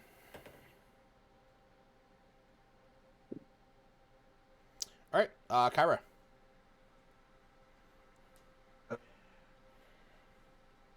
Sorry if this was already explained, but how long does the restraint thing last? Restraint lasts. It lasts. Oh, sorry. It actually it just lasts until the Yeti breaks out of it, or if Marcus were to die. No. It's if the Cross Yeti his breaks fingers. out of it, Marcus dies, or he gets his tail cut off. Oh yeah, I mean, but I'm just saying, like I just consider that part like essentially the same thing as breaking free. I'm gonna try and keep the advantage on our side, so I'm going to cast Fairy Fire on it. 20-foot cube, target in such a way, does not include Woo, Smith, or the polar bear. Oh shit! They added a roller. I saw that, and then I thought about how many times that would have been useful 2 years ago. Yeah, really. See, honestly, that's kind of the thing that I would prefer this thing do, where I could just say like, oh, okay, this is, X amount of feet, whatever the case may be, and then use that for movement instead of what it's making us do, where this where you move and then you have to delete it. I mean, it deletes once the turn is over, so I guess that's their argument. Okay, so I need... It has to make a dexterity saving throw 14. Dex the save DC. 14. Actually... Yeah, it has disadvantage because it is restrained. It's restrained! Yes. Yep, nope. That's a definite fail. Right. I am illuminated 100%. in a violet light, and every attack has advantage. Okay. Nice. Oh, and in fact, it sheds dim light in a 10-foot radius. It sheds dim light in a 10-foot radius? Yep. Yeah, do. And it cannot benefit from being invisible. Yeah. I don't know if it has that ability, but It does not. It blends in with the snow. Actually, it has. That's actually the thing that the reason why Groff and why no one else saw this thing was because it has advantage on stealth checks when trying to move through the snow. not anymore because it's lit up. Yeah, no, it is 100%. Man, I wish I had more bonus actions. I don't have any bardic inspiration to give out, so just gonna have to I'm just gonna stay 20 feet up in the air and stay back a little bit. Okay. Yeah. All right. Maybe move a little bit more. There we go. The polar bear is gonna keep going at it. That's gonna be one hit. Deals 11 points of damage. No, polar bear. Sorry. Oh wait, it has I advantage. guess so. Yeah. Oh my Oh, you already did that. Nope. Go.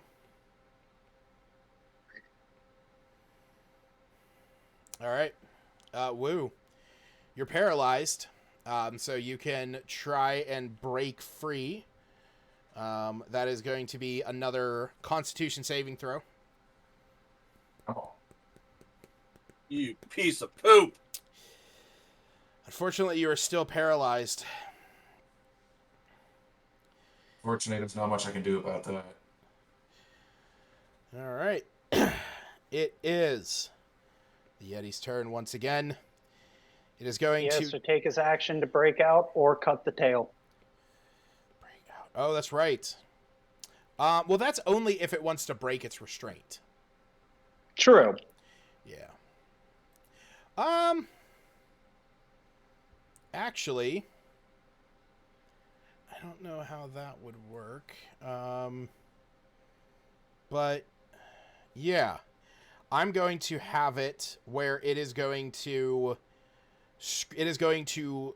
try and throw the polar bear off, screaming at it. The polar bear is going to make the same con save. That fails. The polar bear is now paralyzed as well. Takes a And mega shit ton of damage. what's that? And takes a mega shit ton of damage. It does take a mega shit ton of damage. It takes Well, bye, polar bear. takes 21 points of damage. Oof. That's just enough to down the polar bear.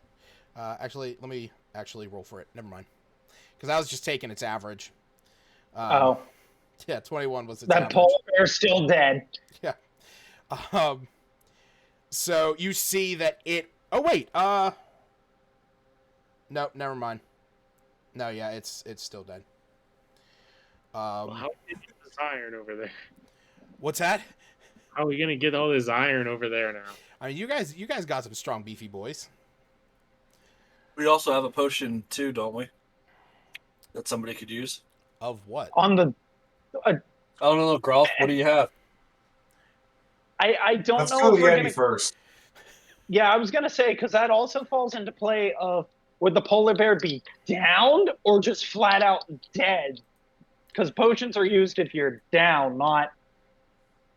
That's like a whole different I would argument. say, Oh, I would potion of say healing. if you could get to it, within on your next action, if you could heal it on your next action, it wouldn't be dead. Yeah. Attack. Yep. Okay. So. No, the one that I was thinking of was the potion of animal friendship that Grolf has. Gotcha. What's that? Yeah. This thing has... That's not going to help a dead polar bear. I'm thinking of the Yeti. It can't affect Yetis. The only reason my animal friendship affects beasts and monstrosities is because of a skill I took. Yeah, it's because he's has the mark of the handling. Yeah. Okay. Other than that, animal friendship does not affect any beast or monstrosity. So I'm trying to go down with a bang here. This thing has disadvantage because it is restrained to hit Wu, but Wu is paralyzed, so any attack that hits is a critical. So, here we go. That hits. And it is also going to try and hit Smith at the same time. That is going to be rolled with disadvantage. That still hits. Wouldn't it even out since What's that? you're... Well... No. Aren't It has disadvantage to hit you because it is restrained by these tails. So restrained is that its attacks that against it have advantage and its attacks have disadvantage. But since you're paralyzed, any attack that hits you, attack rolls against Is an the creature have automatically advantage. crit. Oh yeah, attack rolls against paralyzed creatures have advantage. So Oh well, it still hit But you. you still rolled with disadvantage and still hit him with the disadvantage. Yep. Sentinel. What the fuck did you just say to me, Smith? Sentinel.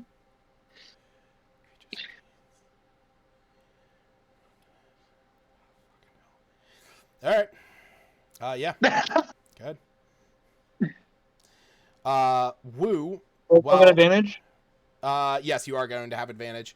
Woo, while he is doing this, you take 29 points of damage. 29.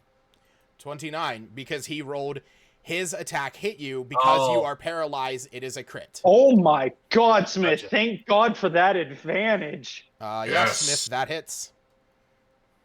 I'm useful. Well, No, Blue's he down. has double advantage because it's fairy fired and restrained. All of the power. All right, Smith. Yeah, you hit it with those as it is hitting you with 14 points of slashing damage. All right. Not that it would do enough to put him under to negative. And I know, Smith, you have resistance to this, but Smith, you take 3 cold damage as well. You would have taken One cold some... damage or 3? 3. It is 3 because you have resistance to cold damage. Woo isn't taking any because it's not going to affect him enough to make it mean anything. Yeah, because Blue's motherfucking dead. Woo is down. Woo is down. Gerard. It's not dead yet. Just hang tight. I'm gonna use the Warlock special spell of Eldritch Blast. Okay. Yeah. I get advantage because it's restrained and Very fire. whatnot, right? Yeah. Yeah. Range Yeah. attack. I did that because I thought I was going to break restraint like immediately. I thought so too. I mean, it can still do shit. It just can't move right now. But I mean, it's Yeah. it's not. Isn't it just a regular attack? Hey, What's that? Doesn't it, the advantage and disadvantage get canceled out because we're at range attack in a blizzard? He is using a spell, so it's ranged weapon attacks that have disadvantage. So it's like crossbow bolt, arrows, bullets, stuff like that, that has disadvantage. Spells do not. Huh. So, yep. all right. I got a 15. Yeah, believe me, I sort of had the same thought, Smith, and like I kept like looking over to it, but yeah, these are the rolls for a blizzard, and specifically says disadvantage on ranged weapon attacks. So, I got that was 6 Eldritch Blast damage.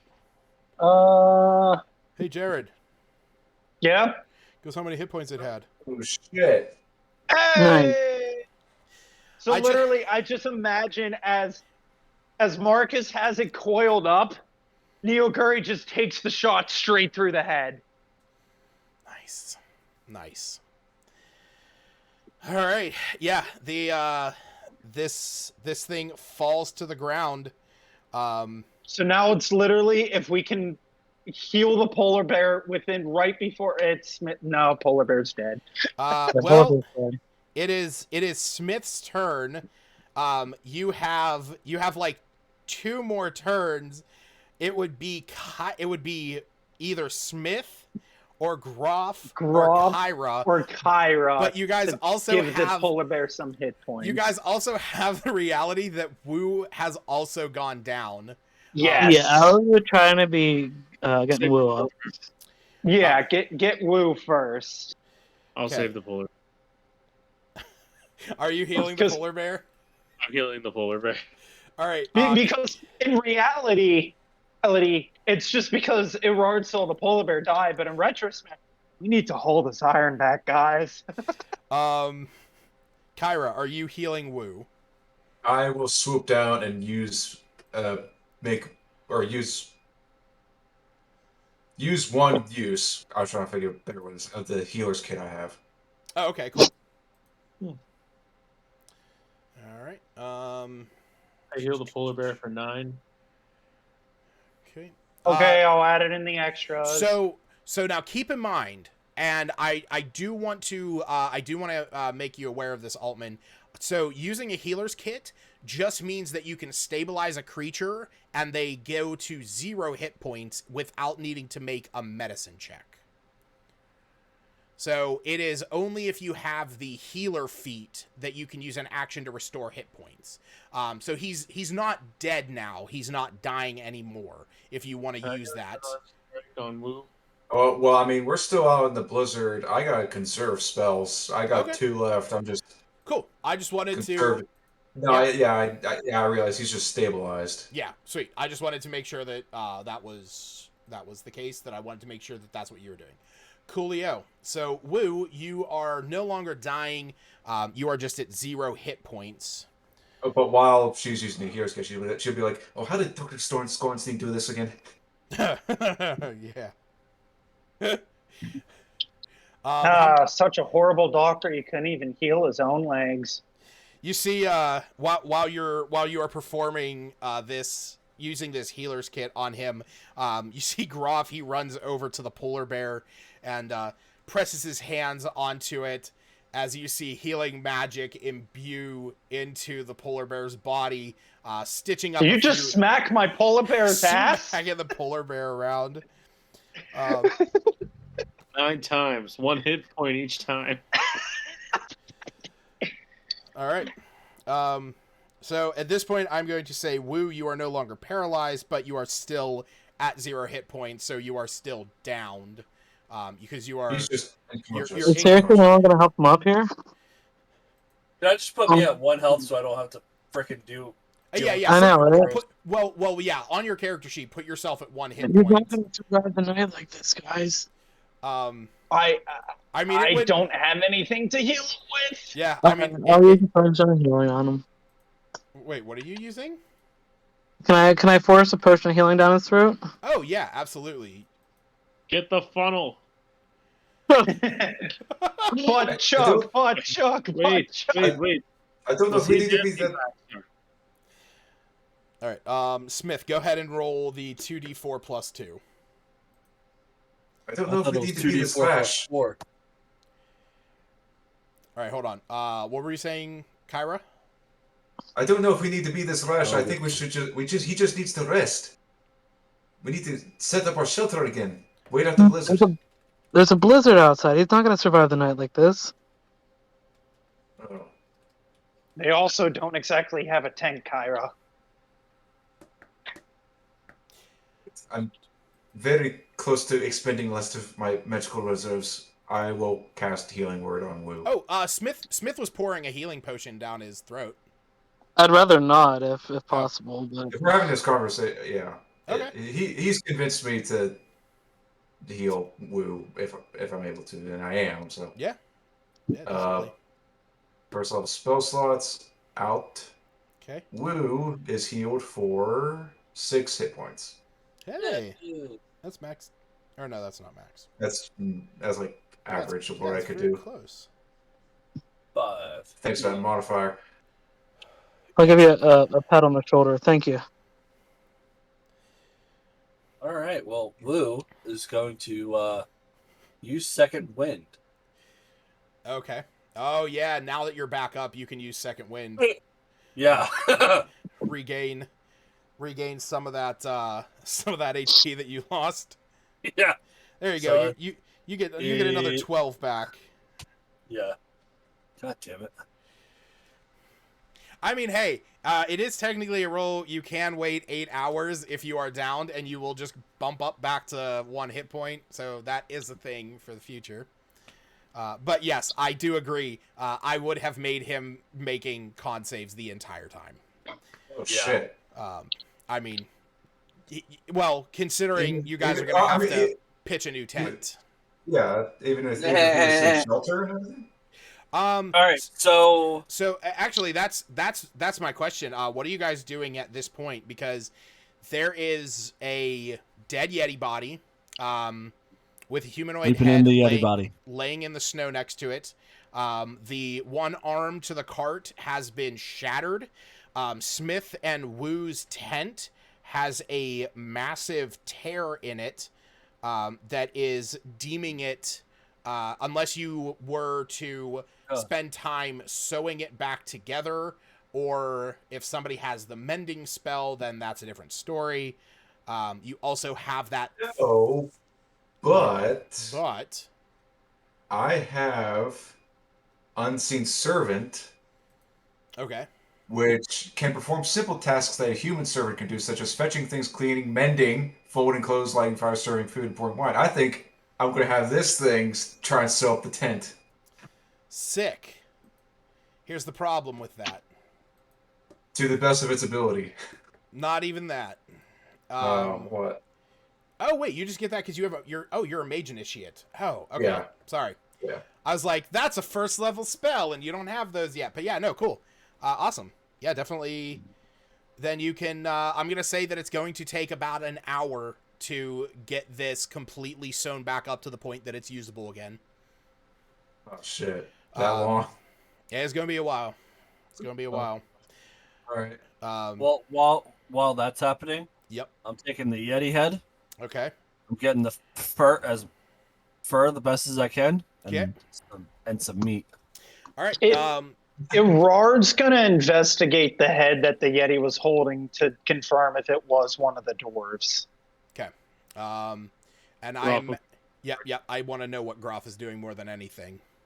He ate the head, but on his way, he'd be like, "Oi, woo! You keep that intact. It belongs to the bar." I will do my best. He's gonna fuck it up. Groff, I want to know, do you do anything with this walrus that is like timidly looking over at, or does Yarar do anything with the walrus that is timidly looking over at the corpse of the Yeti? I mean, without expanding a spell slot, I guess I would just use Speak with Animals again, since I can do it at will. Well, let me. Yeah, while he's let me check. Yeah, while he's doing this, Woo, go ahead and give me 3 survival checks. This is going to be 1 for harvesting the head in a presentable fashion, 2 for harvesting the fur in a intact and meaningful manner, and 3 harvesting meat. Maybe I'm still overstepping my bounds by asking this, but since he's been doing that so much, the DC is lower. Yeah, okay. the DC is lowering. Now, I was going to say, you gave me a slight bonus for performing Bridge Changer. I was wondering if something was happening. Yeah, so basically, as he's doing this, he has been getting better at performing this. So eventually it's going to be that the DC is negligible, and he's going to be able to harvest, heads, a certain amount of meat and a certain amount of fur without really having to expend much effort. So.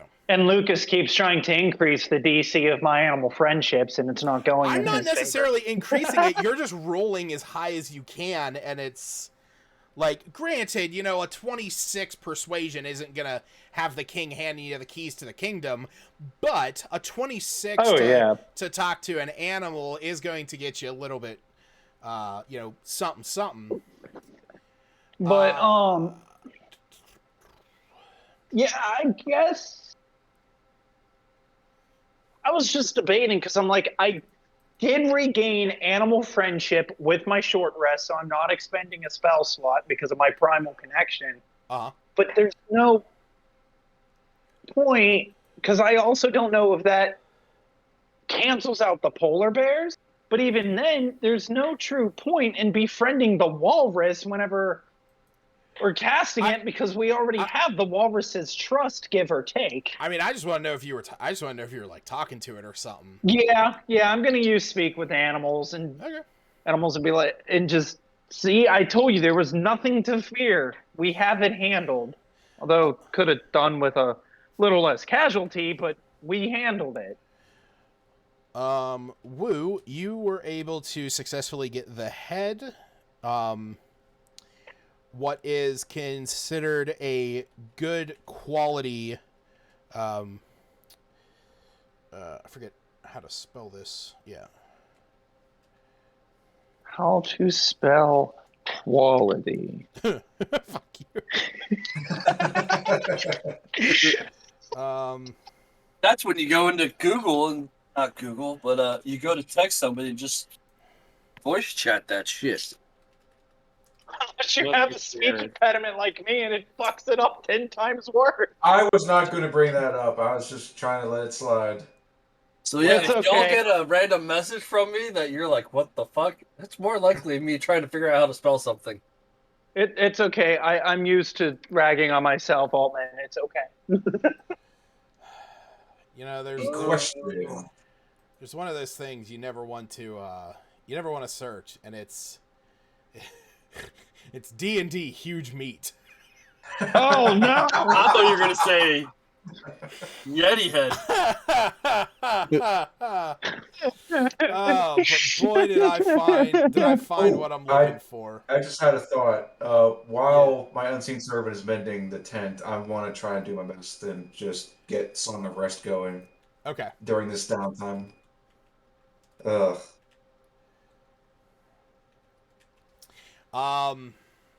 So see, that's yeah.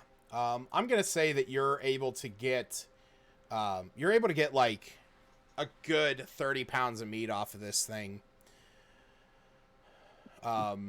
You know, with how well you rolled on that, yeah, that's not an issue in the slightest. So if you want to add 30, add 32 pounds. 32 to my Yeah, just my, your my- inventory or something. where the fuck is I think it's farther down. I think you have it listed as Mixed mixed meats. So yeah, you named it as mixed meat. oh, that's right. Yeah. So yeah, you can add a custom item, call it, you know, Yeti meat, and No, like I said, I'm okay with mixed meat. okay, and then yeah, like I said, you have an abominable Yeti pelt, and 32 pounds of Yeti meat, And the head of the Yeti. and the head. You got the head. All right, so Kyra is doing her Song of Rest. What Yes. what condition is the pelt in? Good. It is good quality. So And it is then like there are like there. I'm gonna say that it's more the ends that are frayed. Mostly where you are cutting it away from the rest of the body, and you tried focusing on the places to ignore and to cut around where you guys were chopping into this thing, and you also more or less ignored the arm where the polar bear was biting into it. So, but yeah, I do like to point out the head would probably have a hole going through it, given it would still be intact because I did say Eldritch Blast went straight through its head. yeah. There's there's a nice you know, through hole right in its forehead. And the head's good quality too, yeah. Yeah. The head is the head looks exactly what here we go. Make sure you're gonna post up in the chat. And he just has to quickly take it to Microsoft Paint and draw a hole through it. All right, he posts the whole Yeti, but not just the head. Well, yeah, I mean, you got the pelt of it. Like I said, its right arm there would be coated in blood. The head would have a hole in it. The stomach would have some cuts and gouges in it as well. So there is all of that. All right, and Gerard, you basically told this thing that you were like, yeah, see, we told you we had this, right? To the walrus. Yeah, pretty much just telling it there's no reason to be afraid anymore. It's gone.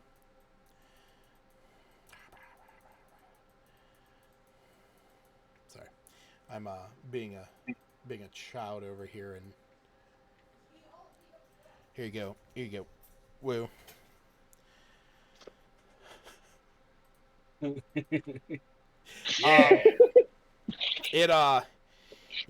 It sort of moves over to where you're standing, and it just looks at you and says, "Man, that was really scary." He looks around, and I know you mentioned that you were going to do this before, and he says, "What happened to the person that was with me?" So we'll say that this is while Wu is going through dismembering this thing, and Kyra is starting to do her song of rest. You said you wanted to go and look at the head, right? Yeah. Okay. So we'll say that you and the walrus, you go around to the other side where this head is, and you pick it up, and you see that it is a what looks to be a female head with white hair. The body we found earlier, was it female or too dismembered to even tell? It was too dismembered to tell, but I will say, simply knowing Groff and knowing what dwarves look like, this does not look like a dwarf. Does it look elvish? It does not look elvish. The walrus said there was a person with him? The walrus said that, he's like, "Where's that person I was with?" Hold on. Does it look like this person may have been elvish or may have changed since then? It appears as if this humanoid might have multiple personality syndrome. This is what the head looks like. I knew it.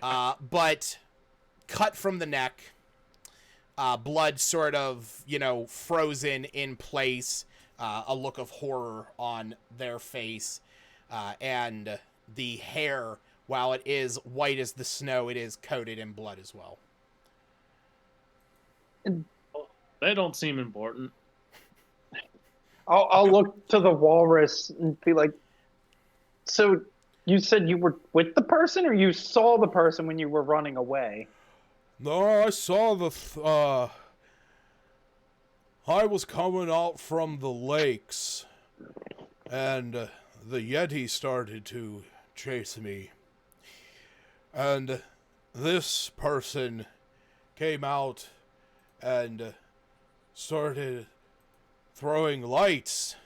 I don't know why I feel like I am using such an offensive stereotypical voice, but it's the only thing I come up with. He was throwing type of walrus. I know. You sound like something, but I can't put my finger on it. No, I sound Native American. I sound like a racially stereotyped Native American. I don't know. Well, we can Twitch cancel him. Hold on. Let me hear something. He had to quickly go on YouTube and type in racial stereotypical Native American. Hey, we should kill Smith's character because he's playing Scarlet Nexus. All right, changing his voice just up a little bit. Whoa, Dustin. Yeah, I was running away. I'm only here. Yeah, that's true. So. You are here. I was running away from it, and this person came out of nowhere and started shooting lights from its hands. And then the Yeti quickly attacked her and started to eat it. And I kept running. And it was only because of the time it took for him to eat it that it took me long enough to get away from it. And then I found and then he's like, and then I was here. For some reason, something was calling to me, like Big Love or something, this entire time. Big Love. That was my nickname back in Walrus School. And by that I mean the schools of fish. You see, walruses don't often have a good relationship with aquatic life, but I'm a vegetarian. So they called me Big Love.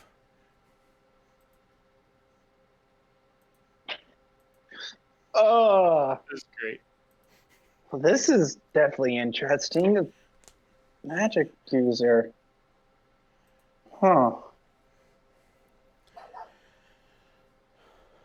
As much as Everard really, really doesn't want to take a head with him, he is going to note the details of this elf so that way he can explain it better instead of just walking around with an elf head going, do you know who this is? Not an elf, but okay. I get what you mean. Well, yeah. Yeah, that's fine. Yeah, you can... We'll say that you get a good mental note of what this thing looks like.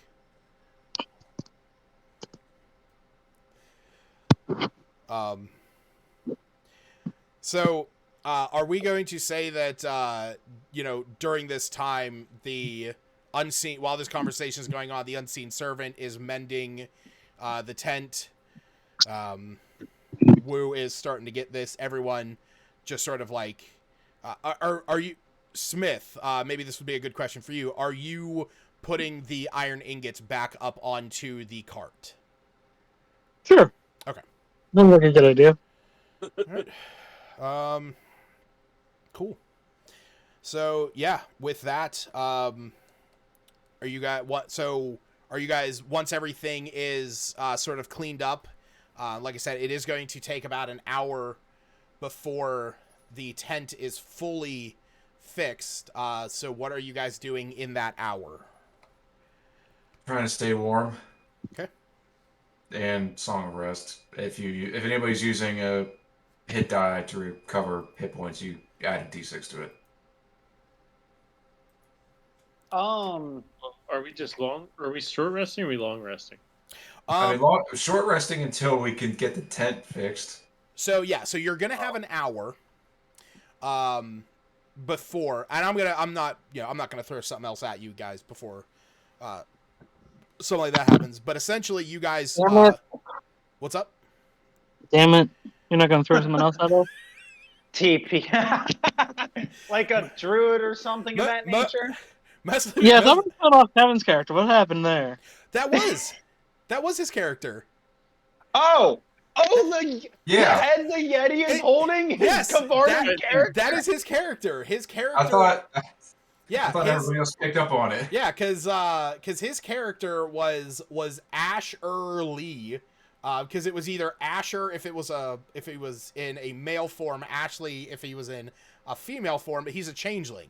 To be honest, I forgot everything about Kavarda's character. I just knew he was a druid because he never played. So like a friendly druid, not like some bloodthirsty Yeti.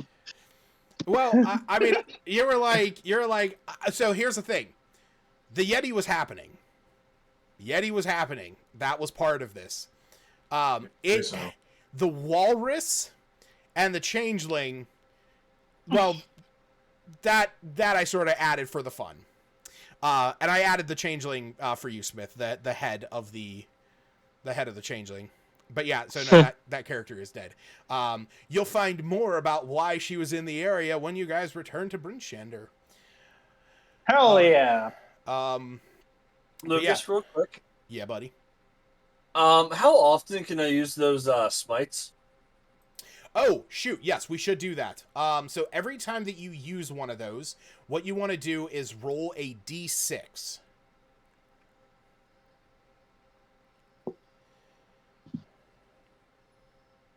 That is the amount your endurance is reduced by. Your strength, I'm sorry. On a result of 1 to 4, it cannot be used again until you use a long rest. Okay. So, yes. So that is that you have used your your main hand. So all right. during that hour, Erard will be attempting to kind of pick up the iron that got tossed off, put it back on the wagon, and he does have rope, so he was gonna, since the one side was completely demolished, I guess he would try to figure out something to do with the rope so the wagon can still be pulled, or the sled. Sorry. Yeah, I would say that I would say that if you want to try and, like, with a few, I'll say that there is some gear on this wagon, like a hammer and few nails. So if during the time that the tent is being mended, if you want to try and fix that up, get that sort of pieced back together, you can, using some of the bits and pieces that it has. Yeah, that's what hammers. I would be doing. Yeah, just do me a favor and go ahead and just give me a skill check, straight up D20. Lucas, what would a 5 and 6 be? A 5 and 6 would that you could use it again immediately. Better than average. So while you are trying to do this, Smith, can you give me a D20 roll with proficiency? So D20 So plus, D20? yeah, you're rolling a D20 and you're adding 2. What is it for again? Oh wait, never mind. I'm sorry. You have the roll. Never mind.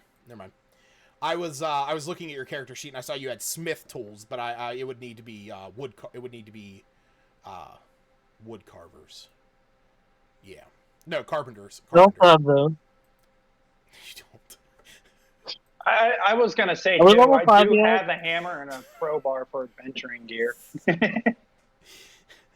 So uppity about that level 5.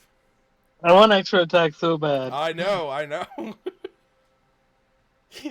And Lucas and I have been discussing Erard's level 5 for a while now.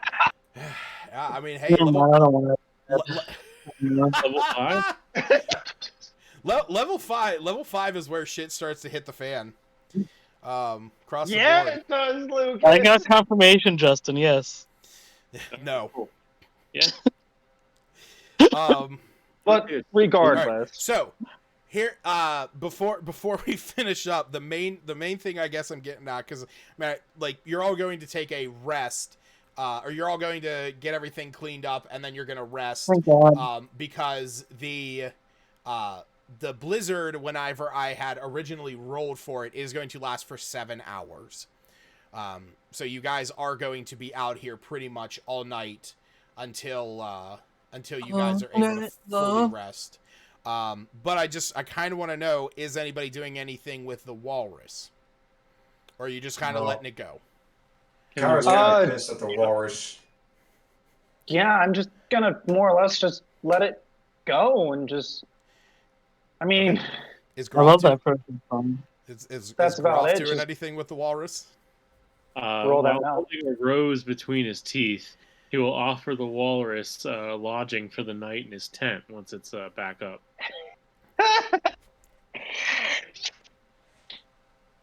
Is your art translating? Oh God, Erard would not try to help translate this. As soon as Groff comes up and goes, "The walrus can stay in my tent," and raising his eyebrows and everything else, Erard will literally just pinch the bridge of his nose and just be like, "If you feel safer, you can stay with us. But since you're built for the cold, you can stay out here, or you can be on your way. Your choice." He is not adding the part where Groff is like, "Come in my tent." I cast Speak with Animals. Does he have that? Okay. Oh fuck! Here's the potion. No, he has it because of primal awareness.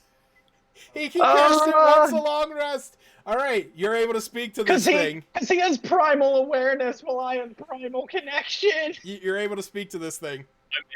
I make a primal connection. No! What do you say to this thing? I thought we moved on from this kind of thing. Apparently What? not. What do you say to it once you cast the spell? I offer it a place in my tent. Rose in my teeth on everything. Don't ask me where I got the rose. You don't want to know. All right. Roll me an animal handling check. You sure you don't want him to roll mount the wall? Yeah, I'm sure. I don't know why that's a con. Oh, now I know why it's a con save. Son of a bitch. So once you get your Gotta tent, make sure the polar bear is okay, and then go back to bed. yeah. Once you get this thing, once you get your tent back and pitched, you offer up some space to the walrus, and it sort of looks at you. It looks at its surroundings and at the now at the now field dressed abominable Yeti here in that's just off to the side, and it says, well, I guess it's probably better that I don't just head out on my own at this time. I hate every second of this. Day. Yeah, I guess it is, safety is in numbers. I agree. Oh, man.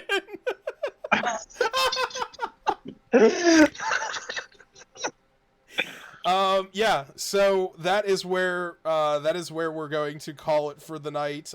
Groff Big Love is bunking. One check before we leave. Yes, good. Oh, there he goes, rolling in anyways. Oh, God We're on major attack. damn it. What are we doing?